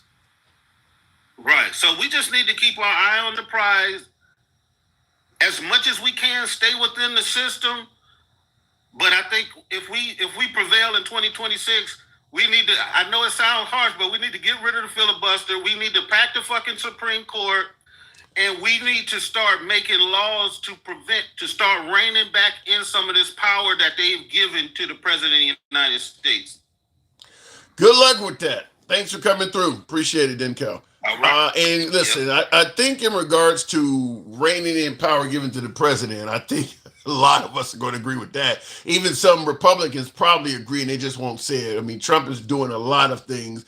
Look, even if you agree with what President Trump is doing, you think he's making America great again, you'd have to admit he's the most powerful president in U.S. history. And I'm going to say that you would have to admit that you would not want your presidential adversary having as much power as Trump. So if you believe that, then you admit what he's doing is problematic. You just like it because it's in your favor, but you don't want the opposition in the White House having as much power as President Trump. He is the most powerful president, I'm going to say, might be in history. Other than maybe George Washington, I don't know. Probably in history, because the amount of loyal support he has while having control of all three branches of government, an overwhelming majority in the Supreme Court. He's probably the most powerful president we've ever had in the country's history. Definitely in our lifetime. It ain't even arguable. It's not even up for debate in regards to our lifetime, but I believe probably in history. A lot of Republicans are leaving Trump's base. They know what's up ahead. I'm not seeing it, Sassy. Even my black MAGA, they're still out there. They're still supporting. So I'm not seeing it. I will say this. Let me say I disagree. I actually want to change that. I'm not talking to a whole lot of Hispanic MAGA. I do believe that's where most of the people that are vacating MAGA are coming from. Because listen, all of the folks down in southern Florida, the Cubanos, the folks from Venezuela, them folks, I do believe among the Hispanics, he's seeing a lot of exodus from the Republican Party. I just don't talk to a lot of Hispanics, but Hispanics probably, yeah, he's probably losing a ton of them. I cannot imagine the Hispanics still voting for Trump at the same rate. I'm going to guess he's probably losing some blacks as well, but the Democrat Party does not have a strong leader just yet. And the black community hasn't faced the wrath of Trump's administration like the Hispanics have. So not as much with the blacks, but keep in mind, there are more Hispanics than blacks. And I believe they are a more reliable voting bloc than blacks, meaning they actually show up and vote come election day at a higher rate than blacks. So targeting Hispanics is actually worse to have them as an adversary than having black people are, in my opinion. I'm Latino and he's not losing anything. We support him, says Erwin Thomas. Says, I'm Latino and he's not losing anything. We still support him. Your name is Erwin Thomas. You're sitting around making burritos as we speak, huh? Erwin. All right. Okay, I get it. Looking at the comments, legalized Dreamfish, Colorado River. I don't know what you're talking about there, 600, but I know where Erwin Thomas. Huh? All right, what do you? That's funny. If you know King Demetrius, he's turned on Trump. He was Superman. Really? King Demetrius, huh? I've talked to King Demetrius. Really? I know Marjorie Taylor Greene is really going all over television. I believe Marjorie Taylor, in fact, I'm certain Marjorie Taylor Greene is up for re-election in November of next year. I actually think she sees the writing on the wall that if you go up for another vote and you got Trump written all on you, it may hurt you. I didn't think Marjorie Taylor Greene's district was in jeopardy, but she clearly sees something because Marjorie Taylor Greene sounds very, I won't say liberal, but she definitely don't sound MAGA anymore. Marjorie Taylor Greene is criticizing the hell out of Trump. In fact, I don't know many other Republicans that are criticizing him as much as Marjorie Taylor Greene is right now. So somebody don't talk to Marjorie Taylor Greene because she was definitely MAGA. She was trolling, the mean tweets. She was everything MAGA. She ain't that way no more. So somebody got to her. Yeah, she got smoke for him, says Dwayne. Yeah, somebody got to her. Looking in the comments, believe the bullshit. You can get much better jobs attending bathrooms in San Francisco. Huh? Okay. She wanted to run for Senate, but Trump and his team told her to sit down. I don't know why they would do that, Zach, because Marjorie Taylor Greene is a straight loyalist. She checks off every box you need. I don't know why they would not put her in Senate. She would have done anything he said. So that's a mess. That might be a screw up. And I see Terry also says she wanted more of a role in the administration and didn't get it. A woman scorn? Is that what we're hearing? Anyway, looking in the comments, tap the screen. We'll take the next caller at 75 foul. I seen a poll that Trump's approval rating is 39%. You like that one? Yeah, his poll numbers are going to be bad. I mean, Biden's poll numbers were bad. Look, the president, the incumbent, usually loses in the midterms. Even remember Obama, the historic shellacking. George W. Bush lost in his midterms. I mean, that usually is what happens. And Trump is more controversial than all of them. So, I mean, Obama had the Affordable Care Act that at the time was unpopular. Bush had the war that was unpopular. Trump has so many things that are unpopular. I would probably have to do a whole live stream just naming all the things that Trump has done that is unpopular with a large portion of this country. So, yeah, like right now, for instance, the shutdown is being blamed on the Democrats. And tap the screen. I'll take the next live at 75,000. Tap the screen, get the likes up. They're blaming the shutdown on the Democrat Party. Now, obviously, the Democrats are blaming it on the conservatives. So the Democrats and Republicans are not getting along. That happens. This isn't the first time this happened under Trump. You know, it happened under Obama. They had a shutdown. They had one under Clinton. They had one under Carter. The parties don't always get along. The problem is, normally that's the time when leadership steps in. You know, if your daughter and your son are arguing at the kitchen table, you don't just let them argue. You step in as a parent and you try to see if you can resolve what's going on. The problem is right now the Democrats and Republicans are not getting along, and we have a leader that's doing zero to help straighten things out. Now, President Trump suggests this to Democrats and states that, you know, if the Democrats open the country up, he will then negotiate with them in regards to health care and things like that they have issues with. The Democrats don't trust Trump, and there are legitimate reasons not to trust Trump. This is where President Trump's job is to then speak to the Democrats. I don't know, offer them something, do whatever you got to do to convince them that if you do this, I will be trustworthy. I will be on the up and up, for lack of a better term. And he's not doing that. He's just going to sit back and blame the Democrats indefinitely. That's where the problem is the sides are not getting along, and President Trump is not taking the role of leader to try to squash the beef. He's actually jumping in the mud with them and taking a beef with the Democrats along with the party. That's where the issue is. And I see in the comments, Master Games Z says, bullshit, bro. So do you think that Trump is trying to negotiate with the Democrats? That what you telling me, Master? You telling me I'm wrong?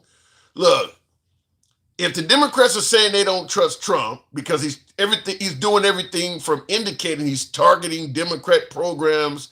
Since the government's been shut down, he's on record saying I hate Democrats. They have a legitimate reason not to trust him.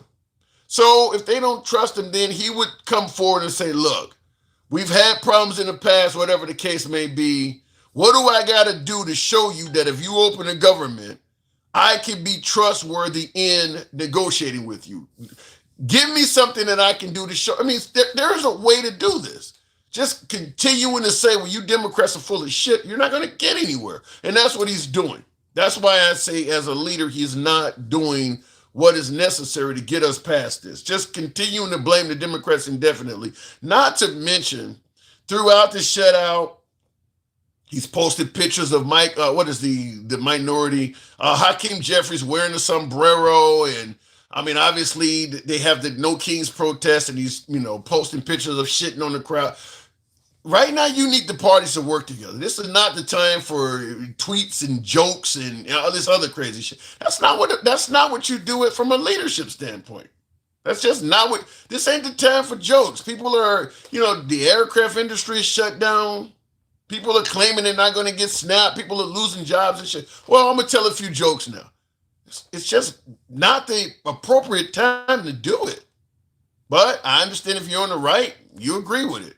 I just think that right now, when you're trying to get both sides to work together, making up mean jokes and saying all kinds of awful shit about one of the sides you need to get to work together is counterproductive.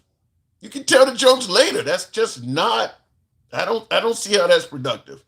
You can go ahead, if you're on the right, you may enjoy laughing at it, but you're laughing during a time where you might not be able to fly home to see your parents or relatives for Thanksgiving and shit like that, because you wanted to laugh. You wanted to see a mean tweet.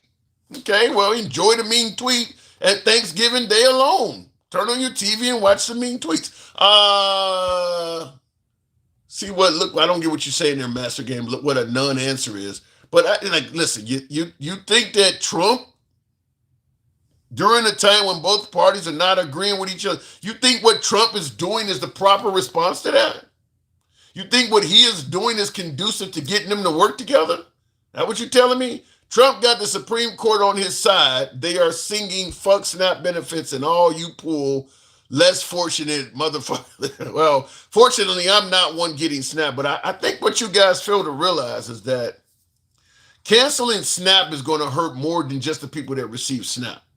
The store owners, the people the folks that get SNAP buy shit.